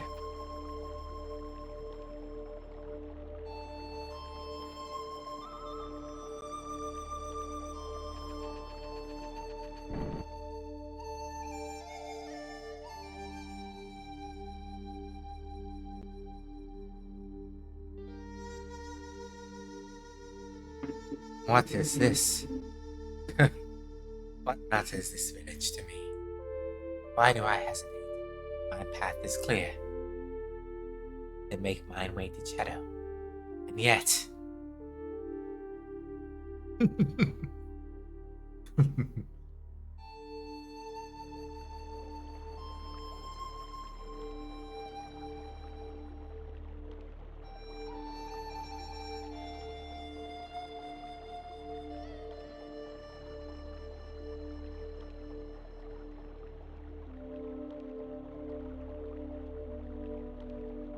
This is where you've been hiding him, huh? Hiding? We didn't know he was wanted. We didn't know he was wanted. I told all the folks in the village to get anything that could be used as a weapon. Well, up you capture him, alright? Mommy?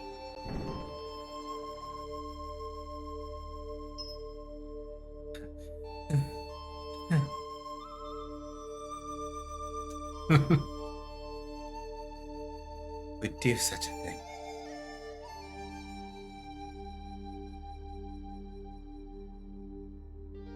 Would protect me into their attempts to engage me. You are taking a great risk. What will your fellows think of you?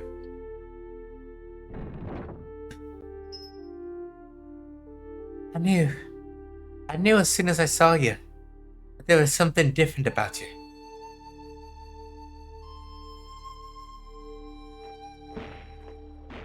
And I thought, maybe if you hid out here with me, you might be able to live a normal life with me. I know it's silly and it cannot be, but I wish so hard it would. So, forgive me. I never should have made you stay here. Mommy, what you been doing? Open the door. The oven wall is broken. You can crawl through it, get outside. Ready? When you get outside, go to the shrine in the woods. Be careful they don't see you. There's a road behind the shrine you can use. Go. Go while you still can. Did Fulu ever give any indication he liked her? I'm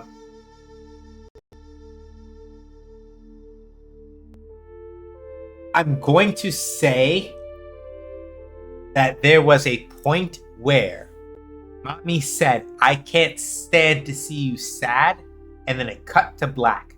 And at some point, Fulu is like, I don't think it, like he just said it earlier in the cutscene, I don't think it's wise to continue this particular relationship. Now, could he have been talking about that platonically? Maybe, right? But I think that while he did not explicitly say it,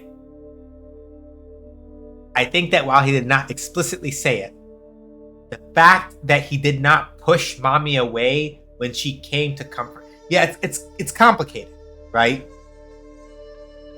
But I think because this is the difficult thing about Fulu, right?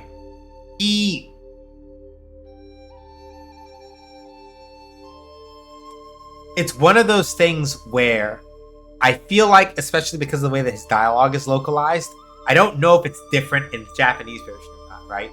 But he projects such a strong wall of stoicism that, aside from like what like Ebony noted, right, where it's like, yeah, no, like there is some part of him that really and truly is like, I really could have just gone and run through those soldiers, right?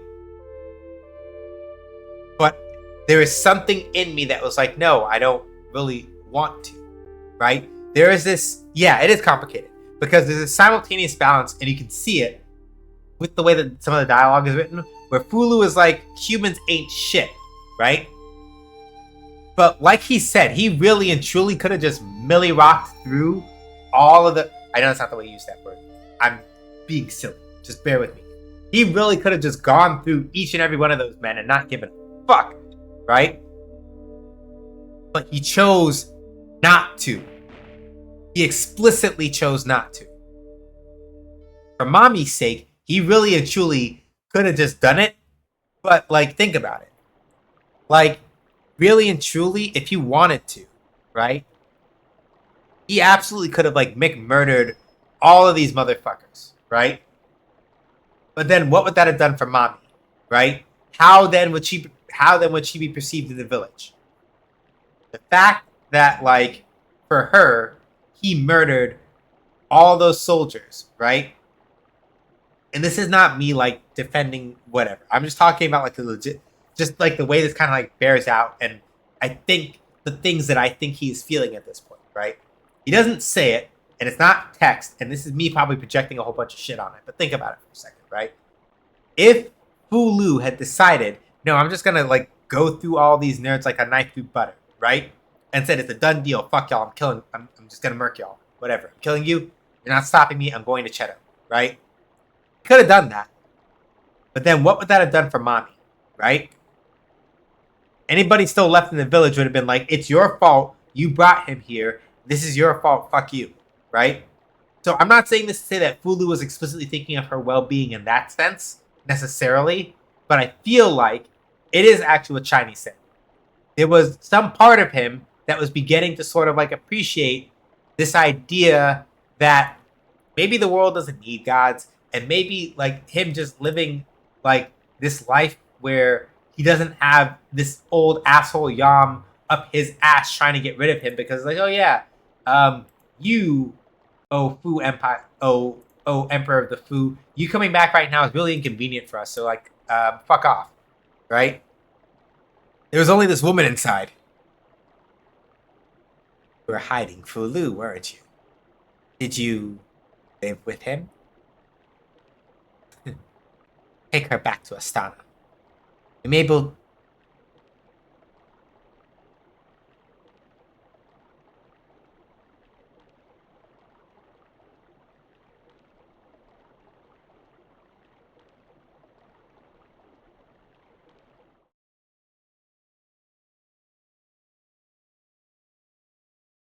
Oh, this is fucked up. Y'all remember that content warning that I gave you? I gotta talk about. Okay. I think the translation is a little bit inconsistent between these two things, but we got to talk about this. So, earlier in the game, it is established that the Empire has a weapon called the Hex Cannon. Also, I don't remember if they called it the Carronade previously, but they're the same thing. Like, we just got to talk about this for a second. But it was established very early on that the Empire has a weapon, right? That basically takes human malice and weaponizes it into a blast that can be used to like completely devastate places. We passed through precisely 2 places that have been hit with a shot from the Hex Cannon / Carronade in the game. we've been to two so far. The first one was Czech. Not Czech, sorry, wrong town. I don't remember the name of the first town, but basically when we went there, the shit was like literally all the buildings were like under this weird looking poison miasma, and the literal hatred and pain that fueled that hex cannon shot coalesced into some kind of weird fucked up fish thing that tried to attack us and kill us while we were walking through there. The other town that we had been to that was hit by the hex cannon was Sinesta, and Sinesta has mostly recovered, except there's a literal part buried under the city that we went to. We're like, yeah, we keep people out of here because the monsters from the hex are still running around in here and will fucking kill you if you go down there. So when they say, and so they did not explicitly state this part earlier in the game. All they said earlier in the game was that the hex cannon is for, like, it is fueled by human malice and resentment. That is the thing that they said. Like, or they said that it was like, they take the power, or maybe they didn't say human, I don't think. But they basically, god damn it, ads. When ads come back, I'll finish explaining this. Let's take a break. And when ads come back, I'll finish explaining my line of thought.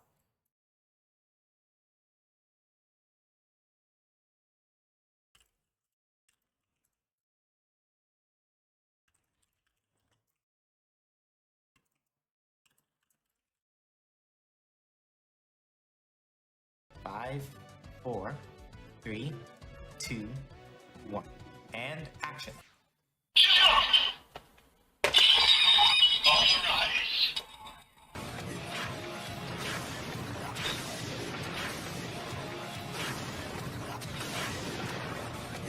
Henty!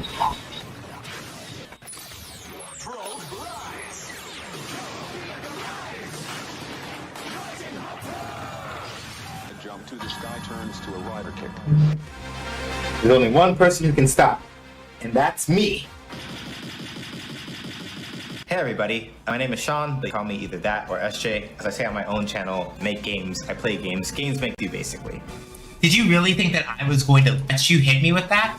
No. Guess what? I'm still alive, motherfucker. Going too fast is no good. Shut the fuck up. What else you got? I have to hit button. Button hit good. This no count, no good, self-absorbed. Giving free turns goes against my professional ethics.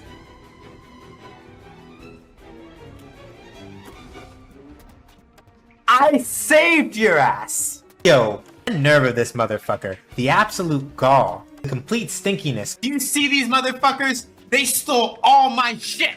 Fuck out of here. Fuck you. I don't give a fuck now. Stank ass, punk ass, smelly ass motherfucker. Yo! Not with the deep cut. My brain is full of eels. Anyway, so Fuck. We should just play this fucking video game. Damn it. That's not fair. No, that's fighting dirty. You can't do that. Just because it's correct doesn't mean it's right. Just for that, I'll teach y'all to talk to me about the consequences of my own actions. And now, this poll that I'm not going to look at the results of yet. I'm lying. I'm going to look right now. Jesus fuck! Why are y'all like this? What was the reason? This is all according to my calculations. We will probably be fine.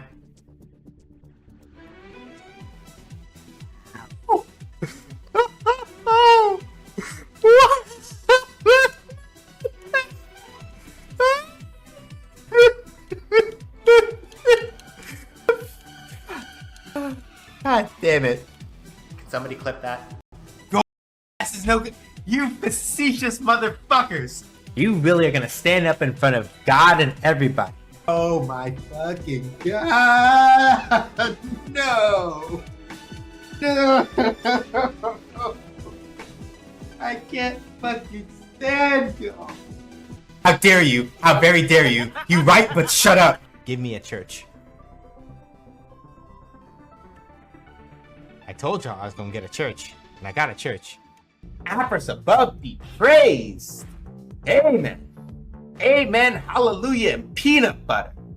Praise be to Lord R.N. Jesus. For in our time of need, He has provided. Can I get a blessings to R.N. Jesus? in the chat. I have to behave. I have to behave. I have to behave. I have to behave. You know what? I'm just gonna do this. What kind of just nonsense did you just... What in the hell do you mean? You put me on your whole motherfucking screen?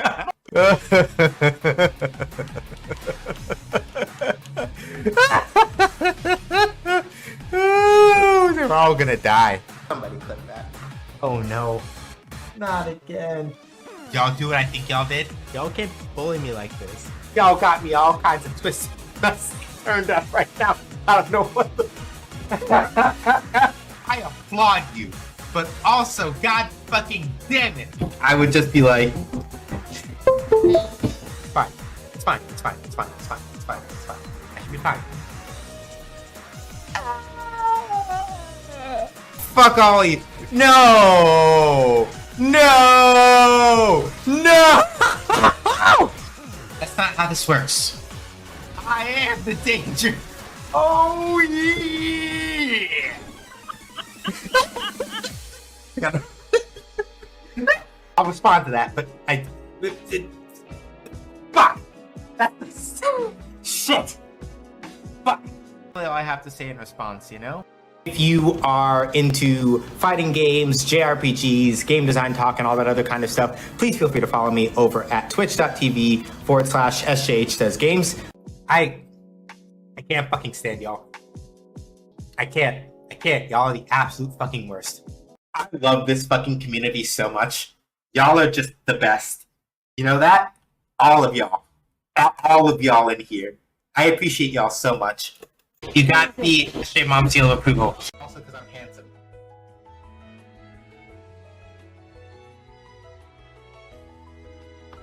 Good job.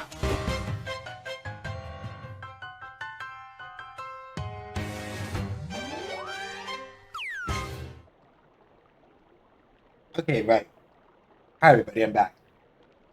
So, yeah. Do you know the reason why war crimes and human experimentation are in this fucking content warning? It is because... So yeah, I should clarify a thing that I said earlier. While this is my first time playing this game, I know most of the general high points of the plot beats because I had to check a couple of things for the content warning. And then also because I can't stop myself from reading TV tropes like near compulsively. So I found out about a lot of the major plot points of this game like well beforehand.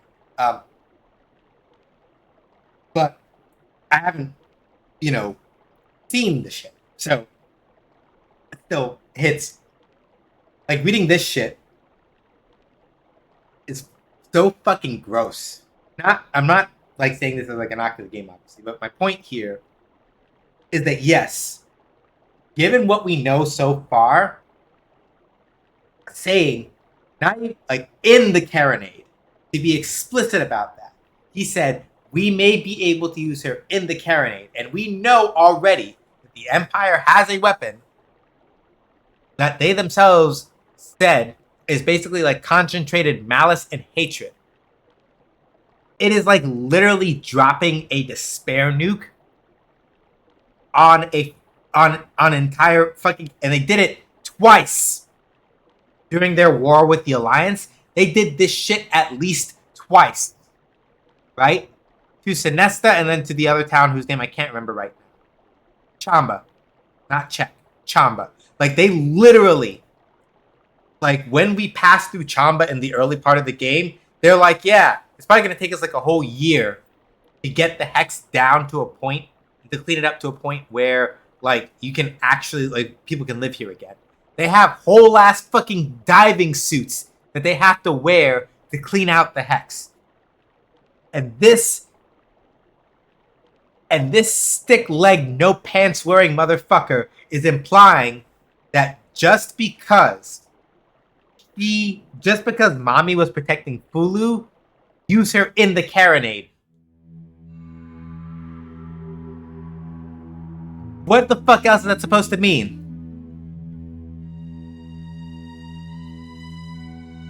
You say thou shalt return to your own world, Dace. And you say this is as if you know not our way. Once we have served our purpose, once our time as gods is over, we become as you see us now. Dragons. Oh! Oh shit! And thus do we watch over the world. This our fate. And yours. Oh fuck. Fate. You keep using that word. Is that all you can talk about? Look, are you going to help us or not? In case you've forgotten, unlike you, neither I nor Ryu are complete. I, for one, have no intention of turning into some ugly dragon and spending the rest of my days watching over this planet.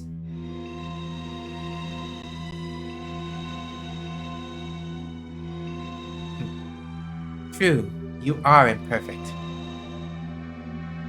It is both in our power and nature to give you aid. However, your eye dragon, Ryu, will meet with his other half, Ulu. That destiny cannot be avoided. Before that destiny be fulfilled, seek thee our true selves that thee might gain our power. Where can we find you all? Once before have we met in the barren sands. I regret any harm I may have caused thee then. We live within and throughout the world. Seek us out that you might have our strength. When Ryu joins with his other half, mayhap our strength will indeed be of use. Just tell me one thing. When you were all brought here, didn't any of you think about trying to get back home? One cannot swim against the river of fate, Dace. Come what may, with Ryu, we shall watch over the fate of this world.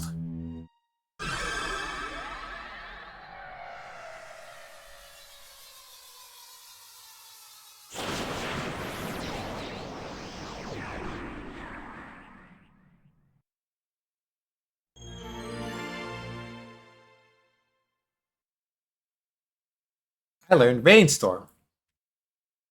So this is how they're choosing to handle it. So instead of us finding the dragon genes scattered all over the world, we now need to speak to each of the dragons. We have to find them and speak to them in order to basically gain access to their power. They make it sound like they wanted to come here. And yeah, you're right, Kettle. Like, Yam deserves an ass beating. Absolutely. Because, again, I'm going to emphasize the reason why the human experimentation content warning even exists and war crimes even exist is literally because of the Carronade. It's literally because of the Carronade. Literally.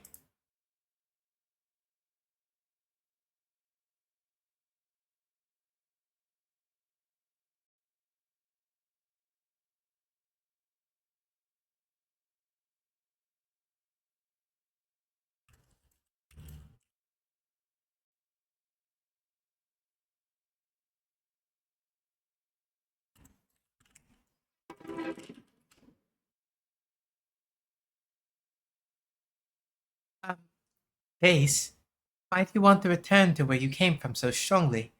Is it because you don't like it here? And what about you, Ryu? Of course I want to get out of here. Think about it, little birdie. What would you do if you were suddenly pulled into some world you've never even heard of and asked to become their god?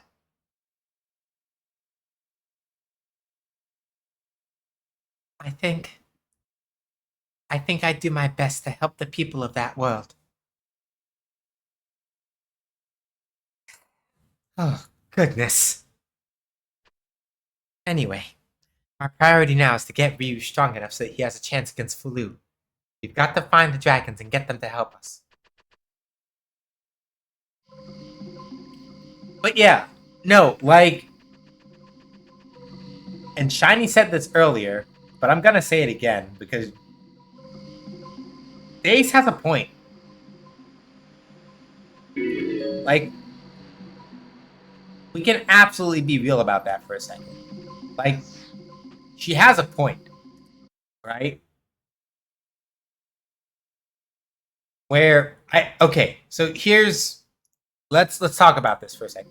Okay, two things. First of all, over the break, Shiny was like, or right before the ads hit, Shiny was like, this game is very messed up. I legit think it's the darkest of the Breath of Fire games. Yeah, like from a perspective wise, I would probably say that at least of the 4 that I have played, 2 and 4 are like neck and neck. Right? 3 is like a distant third, and Breath of Fire 1, there some horrendous shit is implied in Breath of Fire 1, absolutely. But like in terms of like certain levels of like raw, visceral, like, damn, actually, this is some shit. Like this game and Breath of Fire 2 are like neck and neck, basically.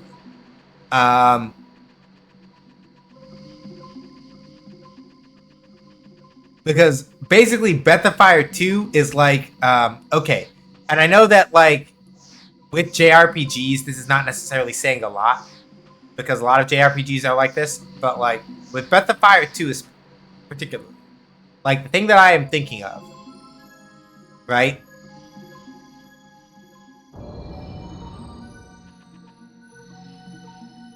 Is that in a lot of ways, cool, 2 magic shards. Love that.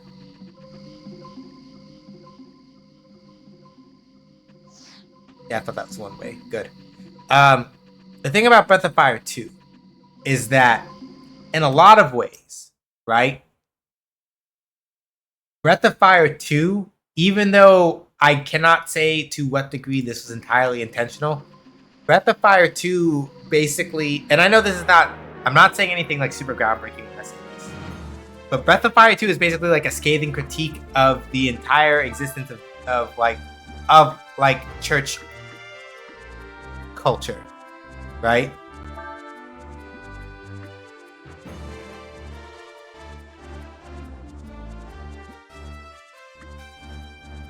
Like the very concept and existence of the church. Breath of Fire 2, like, takes a fucking sledgehammer to it, in its own way, right? Where it's always about like, all right, but what are the intentions of the people that are like, yeah, like you like basically a thing where it's like great benevolence can hide like great evil and shit, right? And it also like covers questions of, you know, mortality and fear and like hatred and old prejudices and bullshit. Breath of Fire 2 covers a whole bunch of that, right? But yeah, Breath of Fire 4, though, right? Also, at least the main feeling I get is that, one, it talks... With Breath of Fire 4, I want to sort of say that, like, the nature of the way that this game is talking about gods is not even necessarily strictly in a religious sense, right? Not really. I feel like this game is talking about gods in a spiritual sense.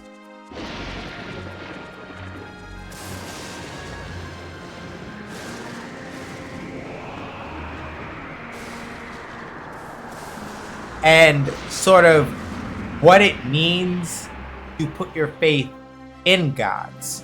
What it means to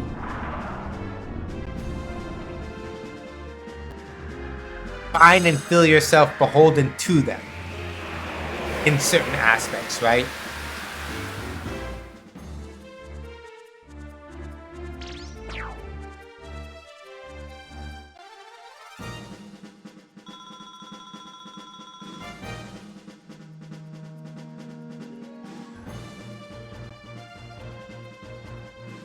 I was staking a gambit on the fact that because it said holy, I was like, these things look like demons, so I bet if I use holy magic on them, they'll die.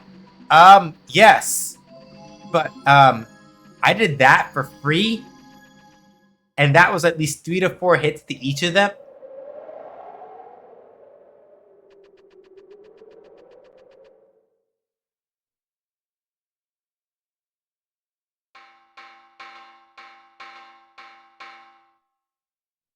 Hmm. Someone is knocking on my head, Urshin. I had forgotten. Urshin is no longer inside me. Yeah, so this is the armor that Dace was in. And so this entire time, Urshin has been talking about Dace like this, right? Um,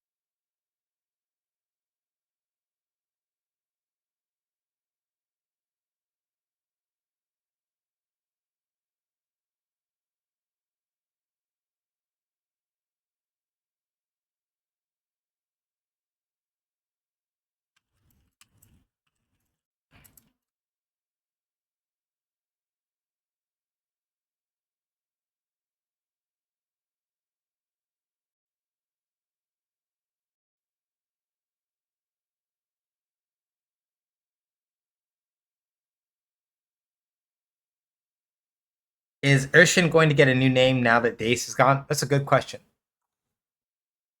Urshin is no longer inside me. Oh, thank goodness you're awake. The Imperial Army is... Oh, fuck.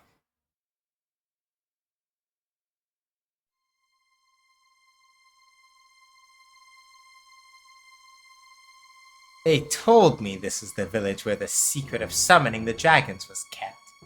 I come all the way out here to see for myself. Rosso, you piece of shit! And what do I find? A deserted village. Okay, thank goodness.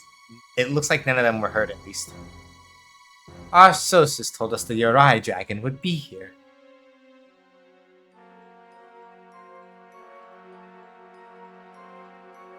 They must have come here looking for Ryu. I wouldn't be surprised if they're after who was with him as well, including you. I had the village evacuated a while ago. They're safe. Come on, we should get out of here before they find us. Okay, thank God, because, like... it would appear we have a problem.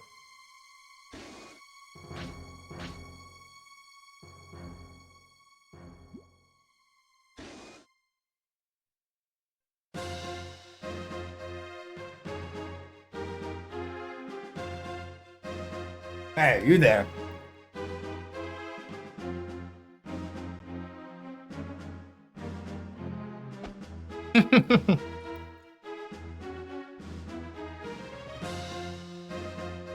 Sorry, didn't mean to fast forward to that.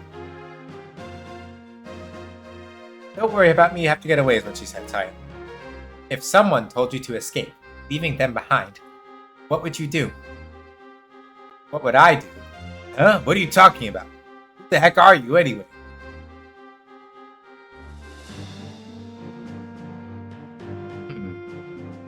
Since Urshin is no longer here, I find myself at a loss. I am unsure of what I should do. Huh? Who cares? Get him!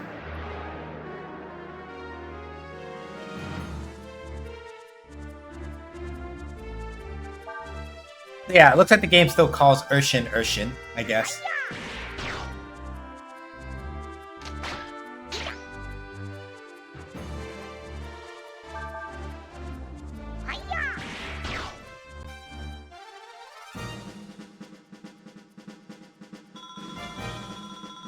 My precious. Look, Urshin, look at them. Look at them. Look at my precious child. Just like Knuckles.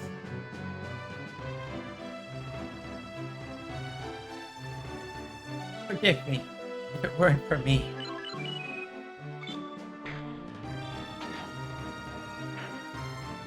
I recommend grabbing onto me. I will help you escape.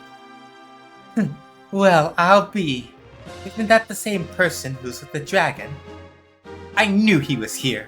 All of you, after that armor.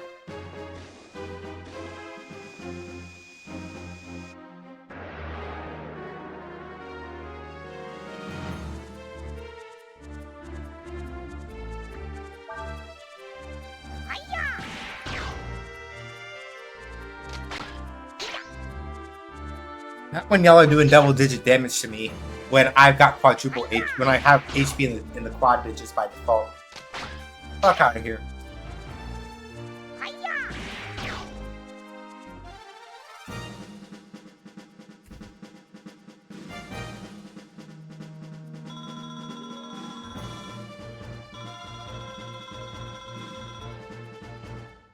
Urshan is so cool. Wow.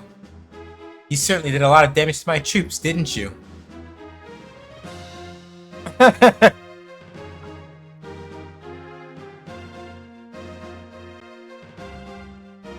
However, I'd be willing to forgive and forget. Forget it. If you tell me where I might find your friend the dragon.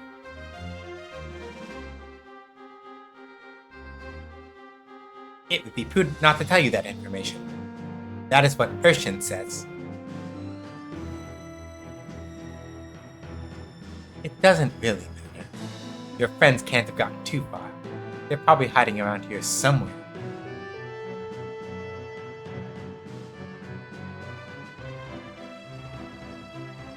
I could take you hostage and use you to draw them out. But I don't like the way you look, like a trash can. You won't make a very good hostage. Oh, damn. And since I can find the dragon myself, I won't be needing you anymore now, will we? Ha. Yeah. Urshan is pretty swag. That said, hey, Rosso, you piece of shit. Let's have a conversation.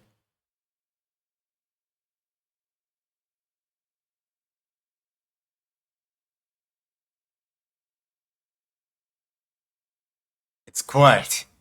Too quiet.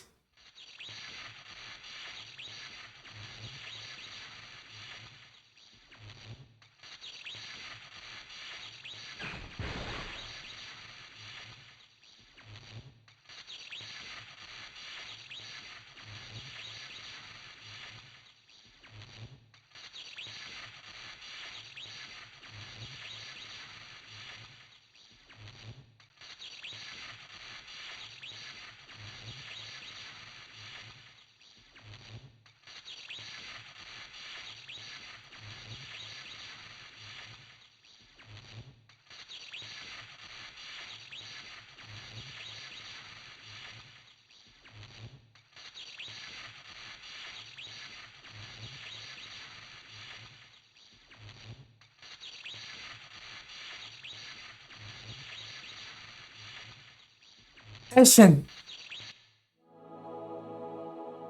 It was the Imperial Army. They came to the village.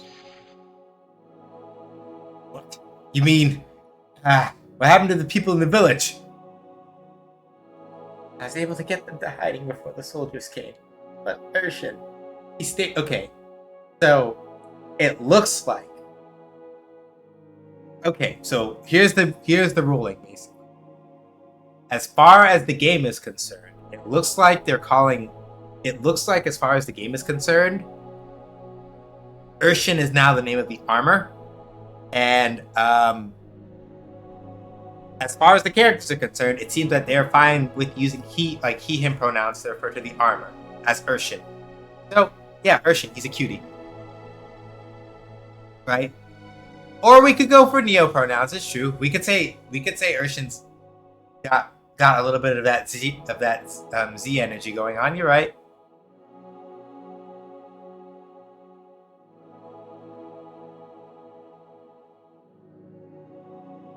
But yeah, so at least as far as the game is concerned, the armor itself is now called Urshan. Now that we are aware of the fact that Dace is not, while Urshan may call Dace Urshan, because it's the word for master. As far as as far as the in-game lore is concerned, it is the word for master. So Urshan will probably always refer to Dace as Urshan, but as far as the other characters themselves are concerned, Urshan is now, Urshan's name. He stayed behind to protect me. He's used up almost all of his power reserves. Well, Well, that's what he gets for trying to show off. Dace, please. Okay, Dace. I get it. Didn't ask to be summoned here. I get it. I understand it. I'm not even saying you have to do the thing that Nina would do, where it's like, well, I got called here. I'm going to do the altruistic thing and like put myself out for these people when I didn't ask to be here. I'm not saying you have to do that. I am not saying that you have to do that. But the thing that you do not do is you don't shit on somebody for trying to do the right thing. It's not showing off. I get it. You're not happy to be here. I understand it. Ma'am. Okay. Dace has also always been at least a little bit self-centered. It doesn't come through as much as well in the earlier games. This is not so much like, oh wow, Dace is like wildly out of... Not really. She's always been a little bit like self-centered and kind of like... She knows sort of like in the earlier Breath of Fire games, right? Dace that we see there is a little bit self-centered and definitely very vain, but sort of knows like when to sort of put that on the back shelf. Either be sympathetic if like a little, like seen this a lot before about things, or just like, okay, no, now is not the time for my bullshit, right? I get it, but also fuck. Isn't there anything we can do to help him? Well, if I went back inside of him, that would give him enough energy to move around again. But there's no way you're getting me back in there. I've had enough of being trapped inside that tin can.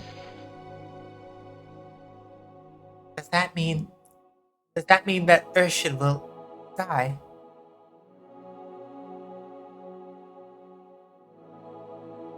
Die? How can he die? He's just a piece of armor. He wasn't even alive to begin with. It's also, okay, interesting bit of parallelism here, right? I mean, any endless can go in there, right? So, probably, but here's the thing, right? Okay, let me back this up a little bit. Remember, the explicit thing that has been said about Dace and how she wound up inside of Urshan's armor in the first place. Literally the only reason why is because when Dace's summoning was incomplete, when Ryu's was incomplete, this is the problem. Ryu can't get in there. Ryu is literally a physical being. He still has a body. Dace does not. When the incomplete summoning, like their summonings were separate, but the incomplete summoning for each of them had a different effect. For Ryu, it split Ryu into himself and into Fulu and shoved them some centuries apart in time, right? Dace, as far as I'm aware, the reason why she does not have all of her power is not because half of it is missing. It's because she literally does not have a physical form to encapsulate it in. For all intents and purposes, Dace is a ghost, so she is the only one that can get back in there. The dragons have said already, right? We have become dragons because we are no longer gods. Or let me phrase it differently. By virtue of coming into this world and staying here long enough, it's ambiguous. But the point is that they still have physical forms as well, so they can't do it either. Ryu has a physical form. He can't do it either. It has to be Dace or nobody, because Dace is the only endless that we are currently aware of anyway, as far as I know, who does not have a physical form. She exists as a complete spirit entity or whatever, but does not have a physical form. She's the only one that can fit in there. How can you say that? How can you be so cold? Urshan is correct. I am but a suit of armor. I received my power from Urshan. I am glad I had the chance to experience life.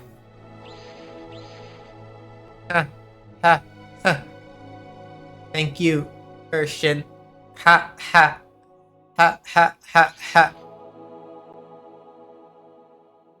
Was that an appropriate time to laugh.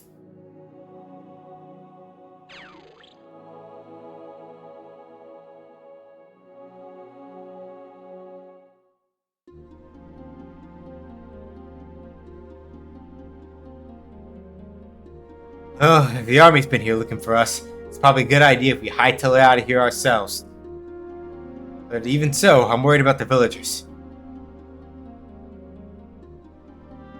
Is it raining or something, right? It's a terrible day for rain. You think the army might do something to them? We should probably go check on them in the morning. It can't hurt, and we can leave after that.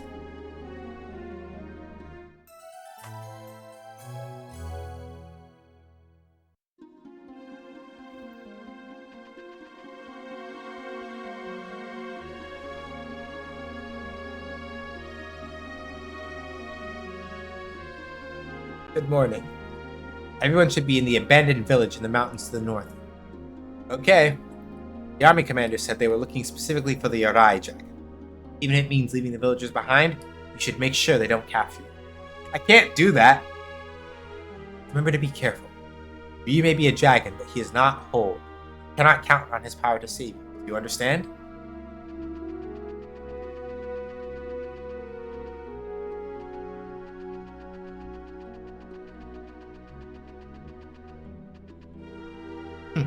Good luck. I'll stay here and wait for you to get back. I don't want to talk to you right now, honestly, Dace.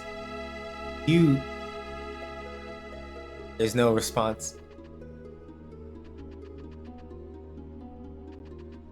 Urshan, my baby boy. My baby boy.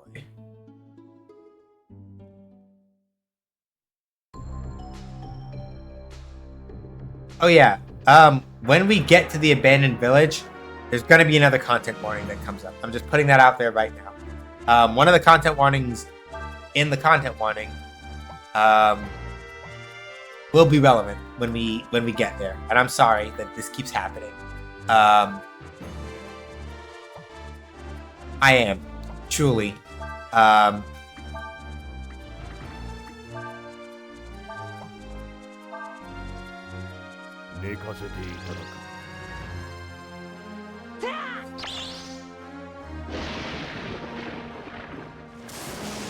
Okay, good. I can skip this.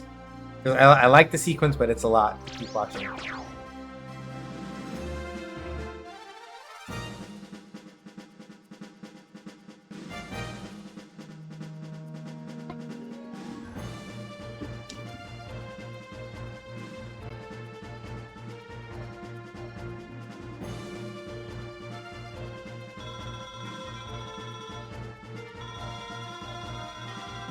It's okay, that is sort of yeah. Yeah. So yeah, like I was saying earlier, yeah, Breath of Fire 4, I think the reason why, and I suppose in a really fucked up kind of way, it's kind of timely with this game.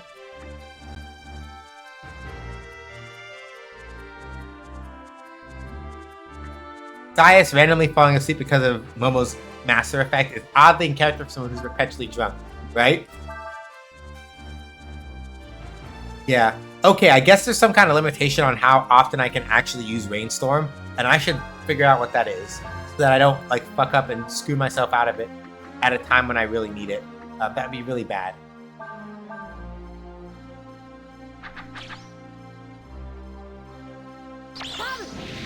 But yeah. Like,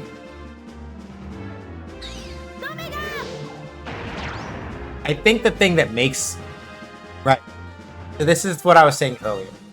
Breath of Fire 2, right, albeit indirectly, has a lot to say about religion and, like, the outsized effects that, like, religion can and does have on the world, and how, like, I should say specifically, I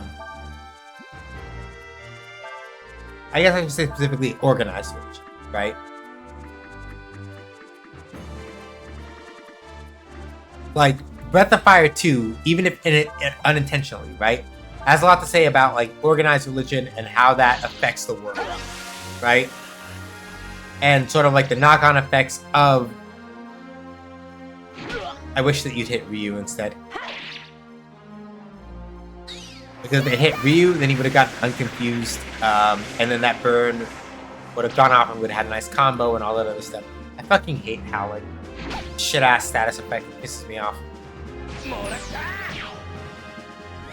But at least Cray got the kill.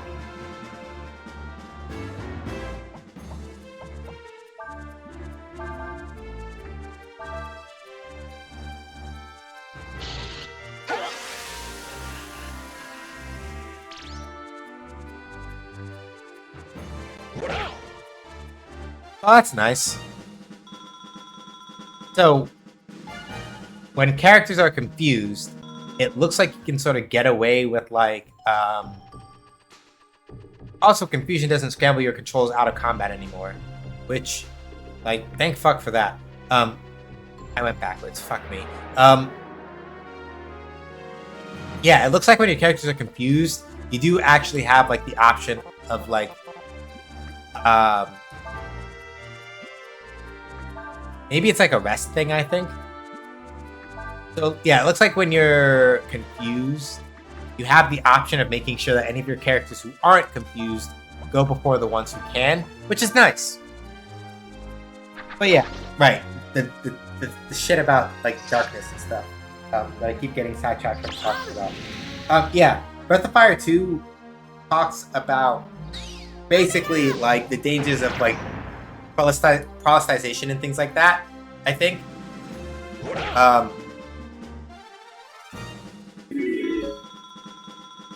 And it sort of hones in on how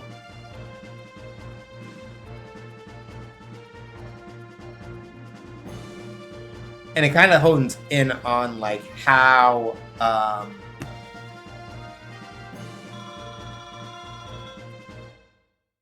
what is the word that I'm looking for? Jesus, why is my brain not doing the thing right now? Right, it sort of hones in on how even people who sort of like come to organized religion with good intentions can be used as like patsies for it to do horrible shit, right? Like all of that is not subtext in Breath of Fire 2. All that is text, right? Like flat out. They do not make any bones about like trying to like hide that or disguise that. I can't tell you for sure if it was on purpose or not. I cannot tell you absolutely, yeah, they were totally planning that. Like, I can't say that for certain. Yo! Hey! Okay, we have to have a conversation here. Why are y'all bullying Nina? You wanna explain that to me? Fucking shitlords? Let's try this again. Alright.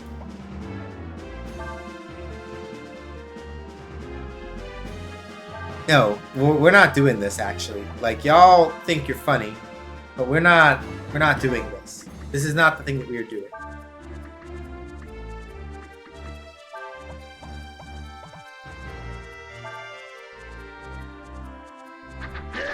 Also, can I say that I appreciate the fact that like I can put a character on the back line, have them revived in the back line, so that they don't get fucking murdered. I appreciate that a lot.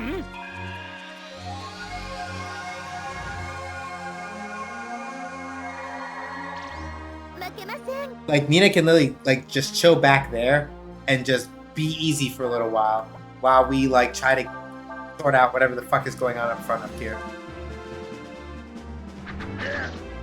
Yo, Sias. Yeah, bro.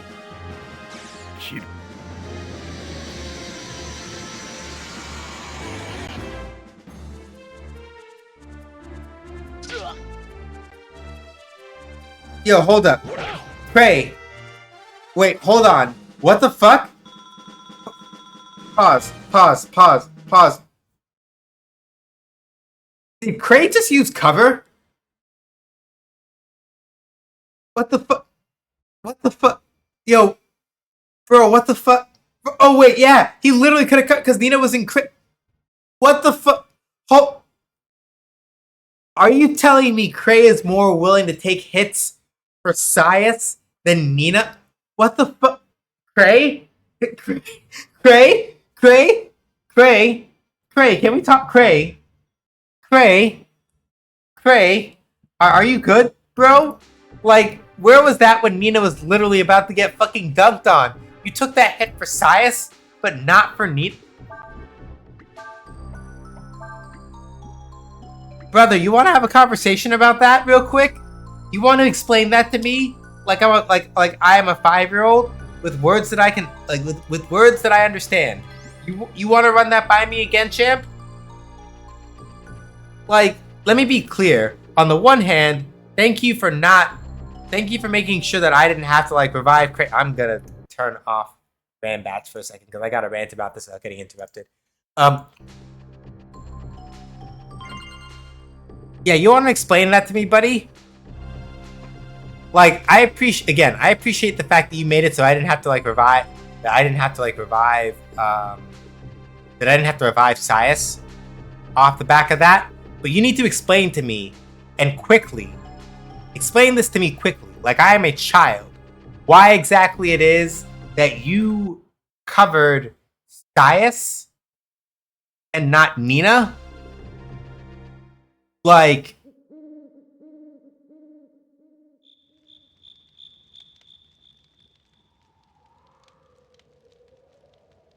what's good, my man? At this rate, we're about to get there. No. Make we talk a little bit here. What I ask that you do, huh?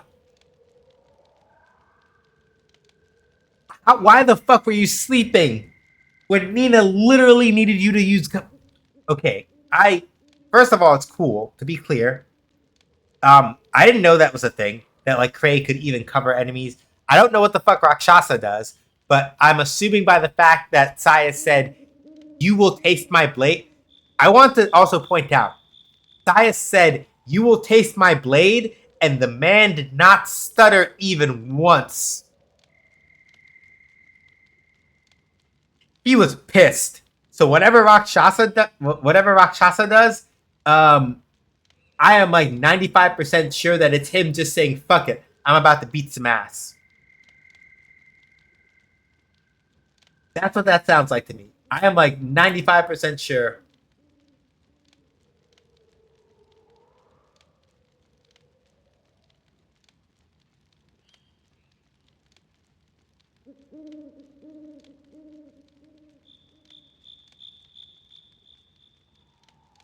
I am 95% sure that he was about to beat some ass. And he would have died anyway, because that's why Cray covered him. But Cray, I have to ask you, why did you not fucking cover Nina? Because if you covered Nina, literally, we would have had the combo spell, and they would have all been dead. Not that you would have known that, but you also could have just. I hate this clown ass cat, man. Right? Alright, fine, let me just read this fucking thing. At this rate, we should get to the abandoned village by tomorrow. Just hope the Empire hasn't found anybody yet. Okay, content warning. Hey, everybody. I'm sorry, but this is important. It's gonna be a little bit of a spoiler, but it's content warning stuff. War crimes.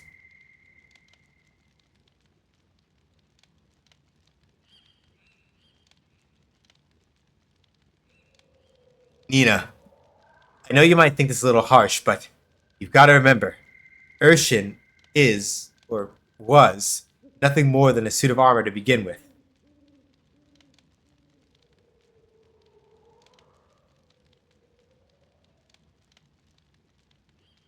What does that mean, Cray?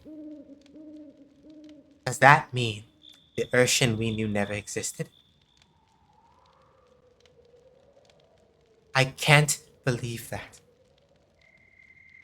I don't want to believe it.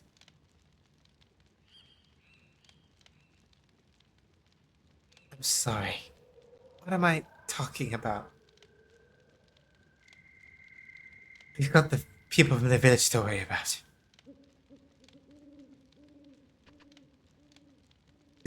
during the war, a lot of people died. There was no time to grieve. Oh, Sias. Sias, baby boy. Oh, Sias. Oh, no. Oh, no.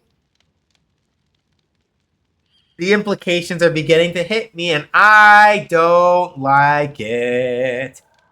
Hey, so if you weren't here for a previous stream, I will fill you in.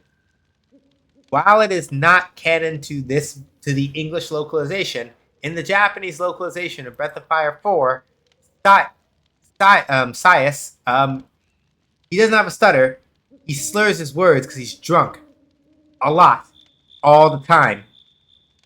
While that is not the case in the English localization necessarily, they censored it because instead of like slurring his words, he just like has a stutter and seems to be very like quiet. You could argue, I guess, if you want to be like, hey, no, actually, they censored it. But as far as I'm concerned, him like stuttering is basically still a sign that he is in fact like drinking a lot because he's like instead of slurring his words, he's just like stuttering a lot. Okay, fair.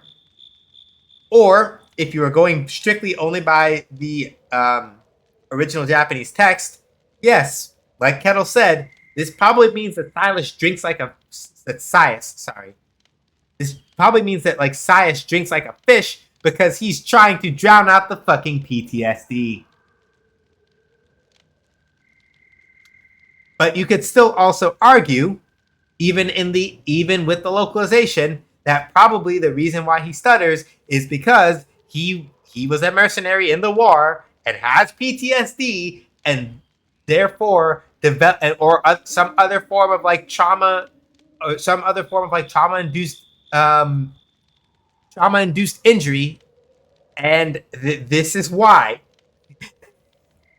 So, to complete the point that I was saying earlier, if Breath of Fire 2 is, intentionally or not, a scathing criticism of evangelism and the consequences thereof, especially the way that that people can be hoodwinked into uncritically following the tenets of organized religion in such a way that you inadvertently like lead to the oppression of people, right?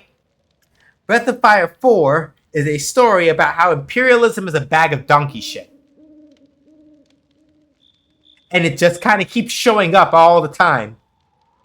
And this is why Breath of Fire 4 and Breath of Fire 2 are like neck and neck for the darkest games in the franchise. Breath of Fire, okay, with what I know about Dragon Quarter, I will also technically throw Dragon Quarter into the running on that because the setting of Dragon Quarter is fucked up. The setting of Dragon Quarter is fucked up and is probably more explicit in certain aspects about just how fucked up it is than even this game is. But we're not playing Dragon Quarter as part of the Year of Breath of Fire because it's not my style of game. It is not. Breath of Fire Dragon Quarter is still an RPG, but it is not in the style that it's not in a style that I'm explicitly fond of, really. So we're not playing it. If I play it off stream to get a feeling for it and then like play it on stream at some other point way in the future, I would prefer that. Mostly because one, it lets me vet the game. Two, lets me figure out if I even like it enough to stream it for y'all. And three, it makes sure that if people try to backseat me, I can just tell them I finished this game before. Stop trying to tell me how to play it. I am generally less tolerant about that sort of thing when it's a game where I have to do a lot of thinking, right? And people are like trying to explain to me how to do it when I didn't ask, and I am already devoting a lot of my brain power to trying to like figure out what it is that I'm doing, right?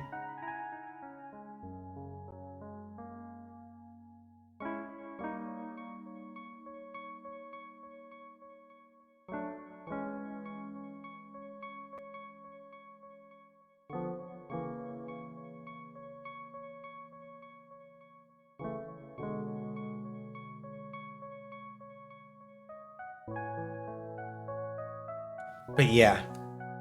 We may have an ad coming up. We may have ads coming up in the next couple of minutes, so I'm gonna try to get to like the next part before that happens. I'll never understand humans. They hate each other, they kill one another, they do horrible things to themselves and to their fellow human beings without a second thought. And yet, they feel compassion and sympathy for this, an animated suit of armor, something that shouldn't even be alive. Speaking of the fact that Breath of Fire 4 talks a lot about imperialism, that makes it really fucking timely to be playing at this current point in history, doesn't it? Especially with what Dace just said. Damn. Okay.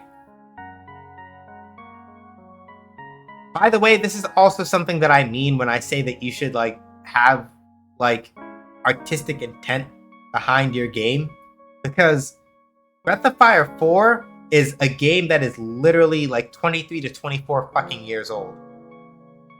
And yet I can look at what this game is saying about imperialism. Look at what is happening right now on the West Bank. Stare the Israeli government right in the face and go,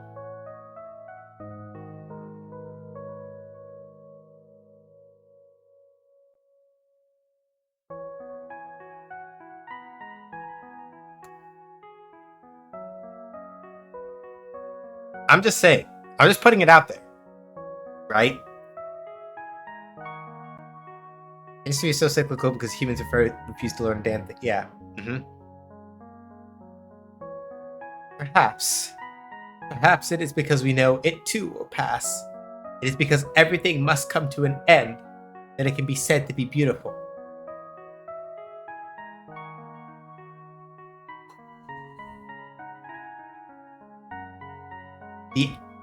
The abyss isn't necessarily wrong either, right? Because I think a thing that the game is also leaning on is that the endless, in many ways, right? It's currently starving, so if I go silent, that's why I understand. Completely understandable. Be as safe as you can. But yeah, like, something else that the game also goes to a lot of like trouble and pain to point out is that the endless are not native to this world. And that is why they are the endless. Their lives do not end the way that like mortal lives do. They don't. Right? And as we can see, even for them, there is a certain degree of like angst that this causes the majority of them. Even though they're like, yeah, it's our job to watch over the world and do this, right? We were brought into this world, used a certain way, and now we basically just have, for good or ill, we are the unfading ones. We are the endless. We are going to see this world to its end while we ourselves cannot end in it. Right? And that continues to be sort of like a central theme of this game.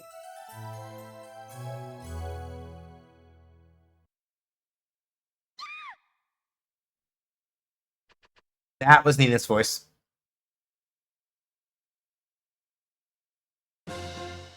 Or was it? Oh.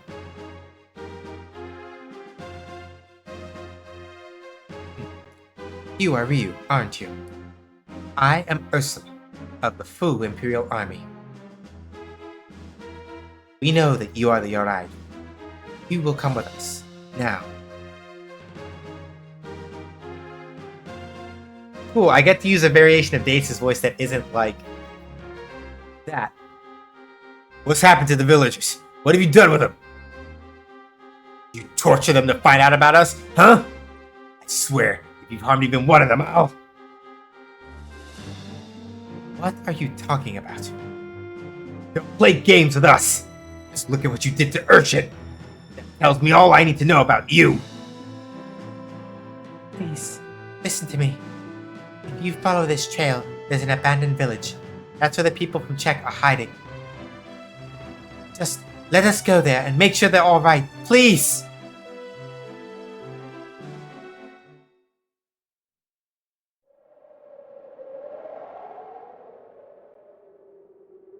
Abandoned village. Okay, hold on. I am pausing it here for two reasons. One, because I know an ad is coming. Two, because I want to reiterate before this ad hits. content warning. War crimes. Even if they're not officially at war, this is a fucking war crime. And given the context of a certain situation I was just alluding to, this is gonna get a little nasty. So I'm gonna wait for the ads to start and clear before we start going through this. But when we come back from the ads, we're going straight into some nasty shit. If you need to step away, now is the time. You need to like mute the stream or whatever, now is the time. Because once ads are done, we're gonna come back in, count us down, and then we're letting rip.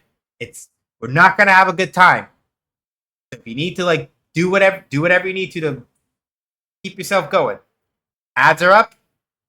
Going AFK one more time to go get some drink and all that other stuff.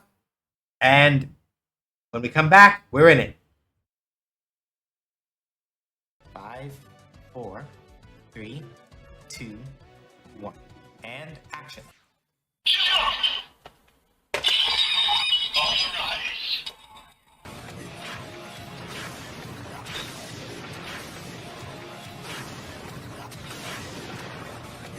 Henty! A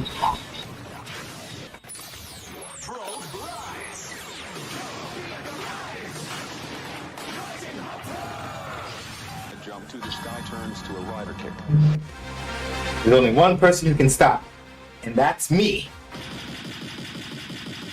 Hey everybody, my name is Sean. They call me either that or SJ. As I say on my own channel, make games, I play games. Games make you basically. Did you really think that I was going to let you hit me with that? No. Guess what? I'm still alive, motherfucker. Going too fast is no good. Shut the fuck up. What else you got? I have to hit button. Button hit good. This no count, no good, self-absorbed. Giving free tours goes against my professional ethics.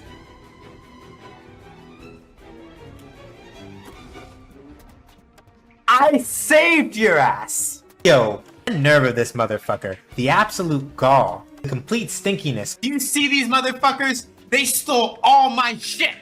Fuck out of here.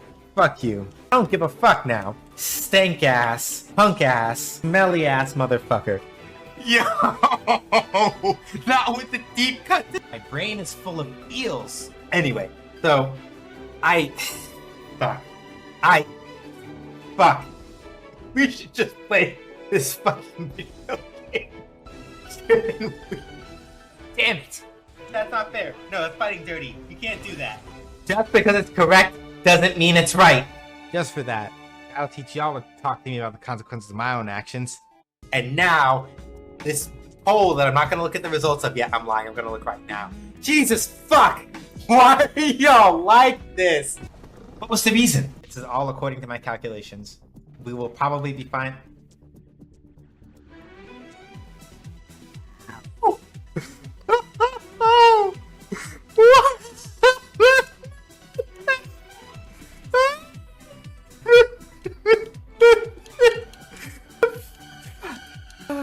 God damn it. Can somebody clip that? Going too fast is no good. You facetious motherfuckers. You really are gonna stand up in front of God and everybody. Oh my fucking God. No. No. I can't fucking stand you.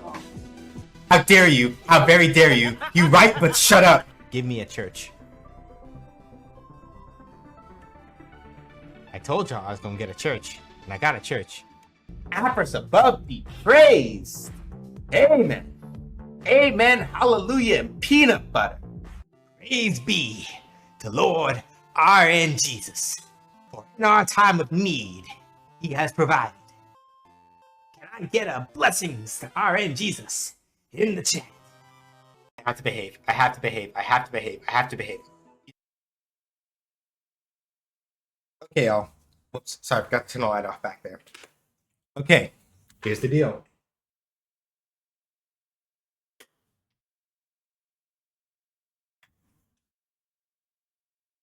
I am not joking. Part of the content warning that says war crimes. The part of the content warning that says war crimes and harm to children is not a fucking joke. I'm gonna count us in. If you need to step away, because it's gonna be difficult and nasty. Not gory, I don't think, but the content is going to speak for itself. Give us a 5 count. I will then, once we are through the scene, I'm going to let people know in chat so they don't have to like unmute or whatever to figure it out. I will let people know in chat when we're clear. But if you need to step away, now's the time. Counting us in from 5. 5, 4, 3, 2, 1. Oh, I should also say before we do it. Going by what I was checking ahead in the guide, the next couple of hours of the game are going to kind of just be like this for a while. So, happy fun time is kind of over for a little while. The shit is getting serious. But we're going in.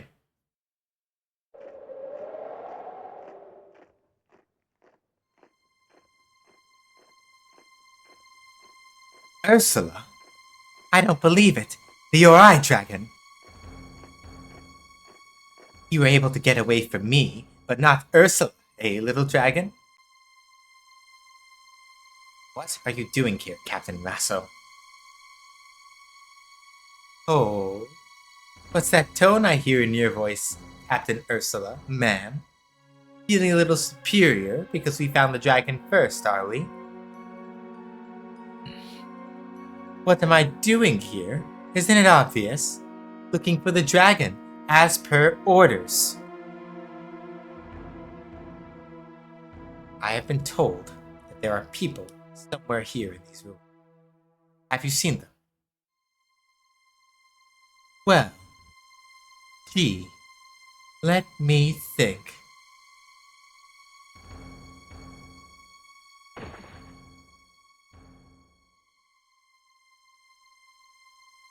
I just asked them where I might find the dragon.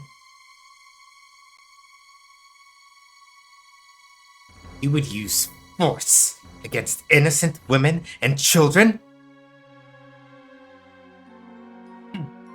What is it to you if I do? They don't matter. Their lives mean nothing. You're wrong. Every life is important. Every life has meaning. How can you say such a thing?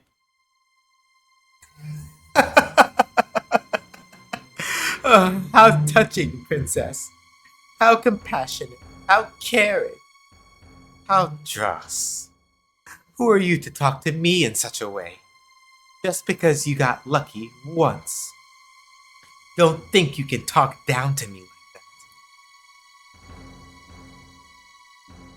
Oh, look at the scary dragon. Come on, boy. Don't be afraid. Show me what you can do. What are you doing? Our orders are to find the dragon and return with him to the Empire. You don't have to remind me what our orders are. They don't say he has to be in one piece, though. I figure we can make him a little more cooperative, if you know what I mean. Come now, let's settle our score. I don't like losing.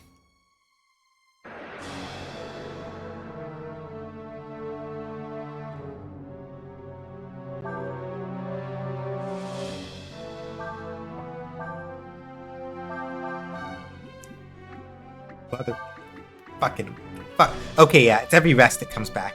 Okay. Man, fuck this. Fuck you.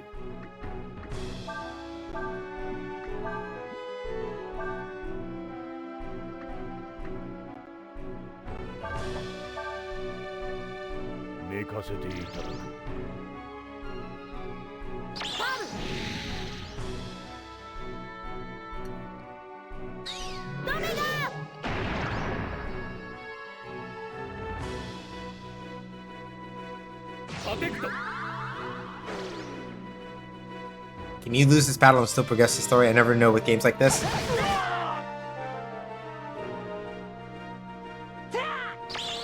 What? Wait, did that say Kaiser? Oh, fuck.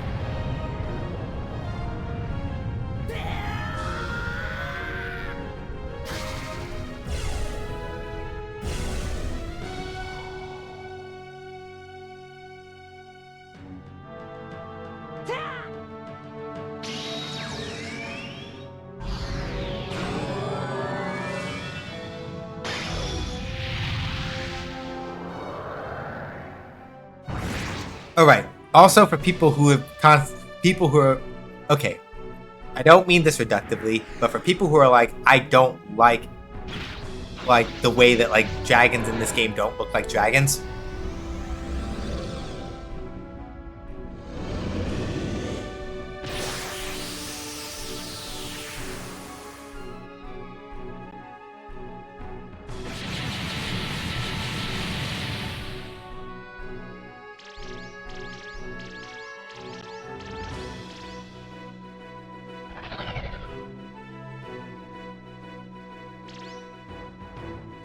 Oh, hey. Hey. Hey, asshole, guess what? Your shield's broken, isn't it? You know what that means? You know what that means? Well, first of all, let's fix this man's face. Because, that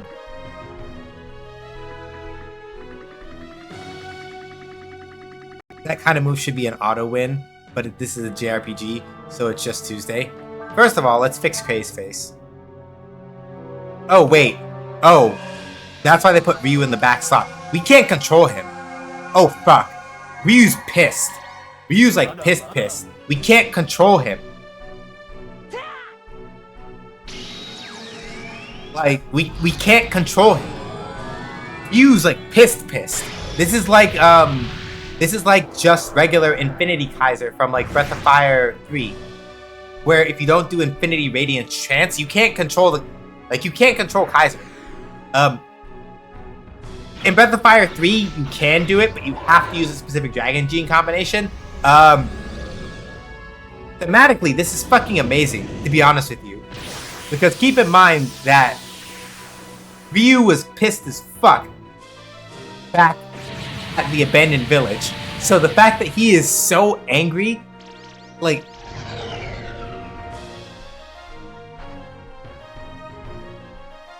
And all he did still was only destroy that thing. He didn't hurt anybody else but that thing. Or, oops, maybe not. He's out of control.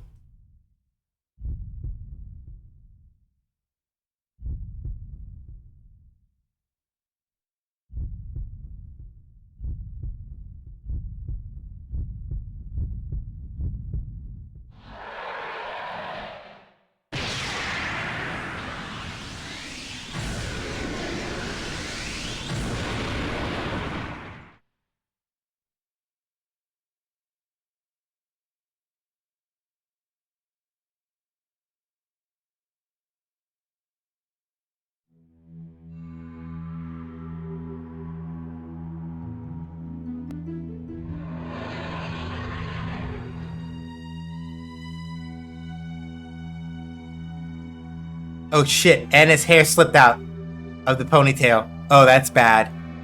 Oh, that's bad. Ryu is there and so is the dragon. Yeah. This has been a thing that we've seen before. When there was a point where Fulu also did a summon and he and the dragon were both there at the same time. It's a thing that they can do. What are you doing? Arrest them. Nah, no. Y'all, you don't want this action. Oh shit.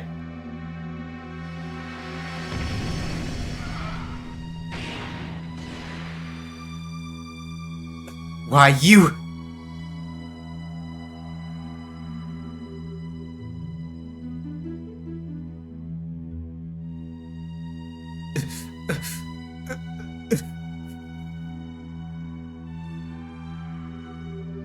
Oh. Oh shit. Oh shit. Yeah, Ursula you're shaking, and Ryu is yeah, no, that man is about to murder you. What the fuck are you doing? Disrespectfully, what are you doing? Oh, I gotta get that for an emote. But disrespectfully, man, what the fuck are you doing?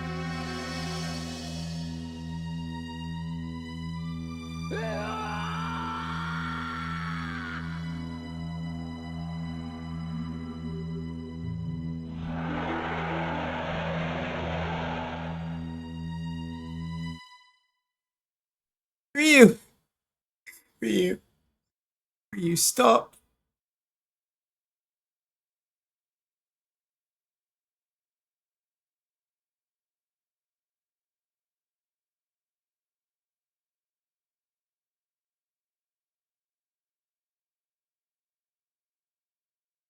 Watching what happened, I knew that there was something that was not right in the world. That something was out of balance. And for the first time, when looking at the dragon, I felt afraid.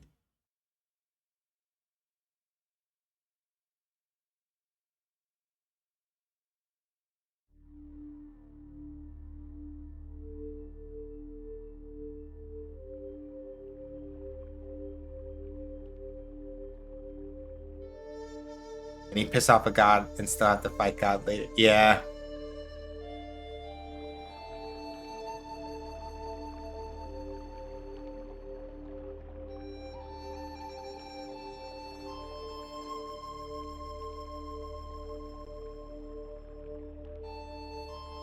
What are you still doing around here? What of the woman? I mean, I don't know if it's solely a dragon thing. Since Rasa did try to... Oh, you mean the part about, like, feeling... No. If you're talking about what was being said in the crawl, I assumed it was Nina. I think it's explicitly not even just that. It's like, oh, it's just because it's not just that, right? About whether or not it's solely like a dragon thing or not. That's not the point, right? At least I don't think that was the point they were trying to make. I think what that narration and what Nina was saying specifically is that Ryu basically being so fucking tilted to shit that he like, to be clear, right? Like when Nina has seen Ryu be angry before, right? Like the first time Nina saw Ryu get angry, he literally broke the king's sword on Raso's face, right? That's one thing. The fact that she literally saw Ryu, like, murder Raso straight up, murder those other soldiers straight up, right? And he would have murdered Ursula straight up. Like, he was raging the fuck out. So it's not even just that it's like, yeah, it's not solely a dragon thing, right? Like, Nina has seen Ryu angry before she even realized he was a dragon. So for sure, it's not solely a dragon, right? It's explicitly like the outsized response. Not that it was that's not the right way to put it. The level of the response. Yeah, it is specifically the fact that, like, yeah, like she's seen Ryu pissed off before. Like she's seen Ryu break a sword on Raso's face. But keep in mind that he then literally sat down and murdered, and he murdered Raso. Though Raso deserved it. I'm just gonna be upfront about that. Like, Raso was asking for that shit. He murdered Raso. He murdered all those troops. And there's a very good chance that he would have flipped his shit. Or that he could have flipped his shit. We don't know. And got Ursula, too, for all we know. We don't fucking know. Like, so Nina has seen Ryu angry, but she has never seen him murderous. Right? And I can understand that given literally, like, the power that Ryu has at his disposal, I get why she would see that and go, I'm not gonna front. Like, Ryu is my homie, but he's kind of freaking me out a little bit right now. This is fucking with me some. I don't like that. Grass holes turn into particles so crispy you can't even go to the afterlife at this point. Yeah, exactly. What of mommy? Yeah, I'm not saying that. Like, she let her go. She let herself go and be arrested so that you could get away. If she means anything to you, I gotta get out of here. Now get! If them soldiers find us, all of us are gonna get in trouble. You got to leave, so go on and get! I got an ivory bangle. That's cool. That's all I can do for you. There be an old shrine, like a sanctum on the other side of the woods. I hear that if you go inside it, it leads to some town or something somewheres. Yeah.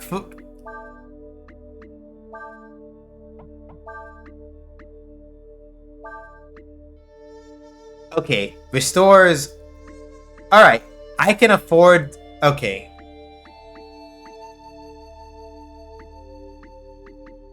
So, either I become vulnerable to status changes, or I get an HP restorative with more defense. We're taking the Ivory Bangle. Fulu is a lot like Dace in personality, which is interesting. Ryu seems the most. Yeah, my perspective, I think, is that it's mostly like it has to do with their ages, respectively, right? Because Dace has been around for like a hot minute, right? And okay, the game I think vaguely alluded to this once before, also, right? This idea that perhaps because of the influence of your aura, it appears to become fond of you. Aww.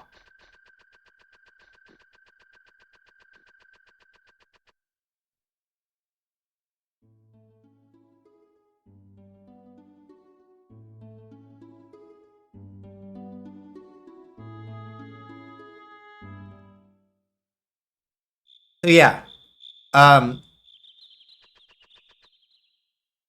parallel I see most with regard to the elves is with regard to the endless is Tolkien's elves. Yeah, that's about right to me. Yeah, that's about right to me. I think so. Because yeah, right. Like the elves, for all their knowledge and everything, right? Yeah, they ultimately like, and for all that they act, they still have limits on how they can act, and they ultimately, right? They ultimately like lack um the ability to like really influence it. Yeah.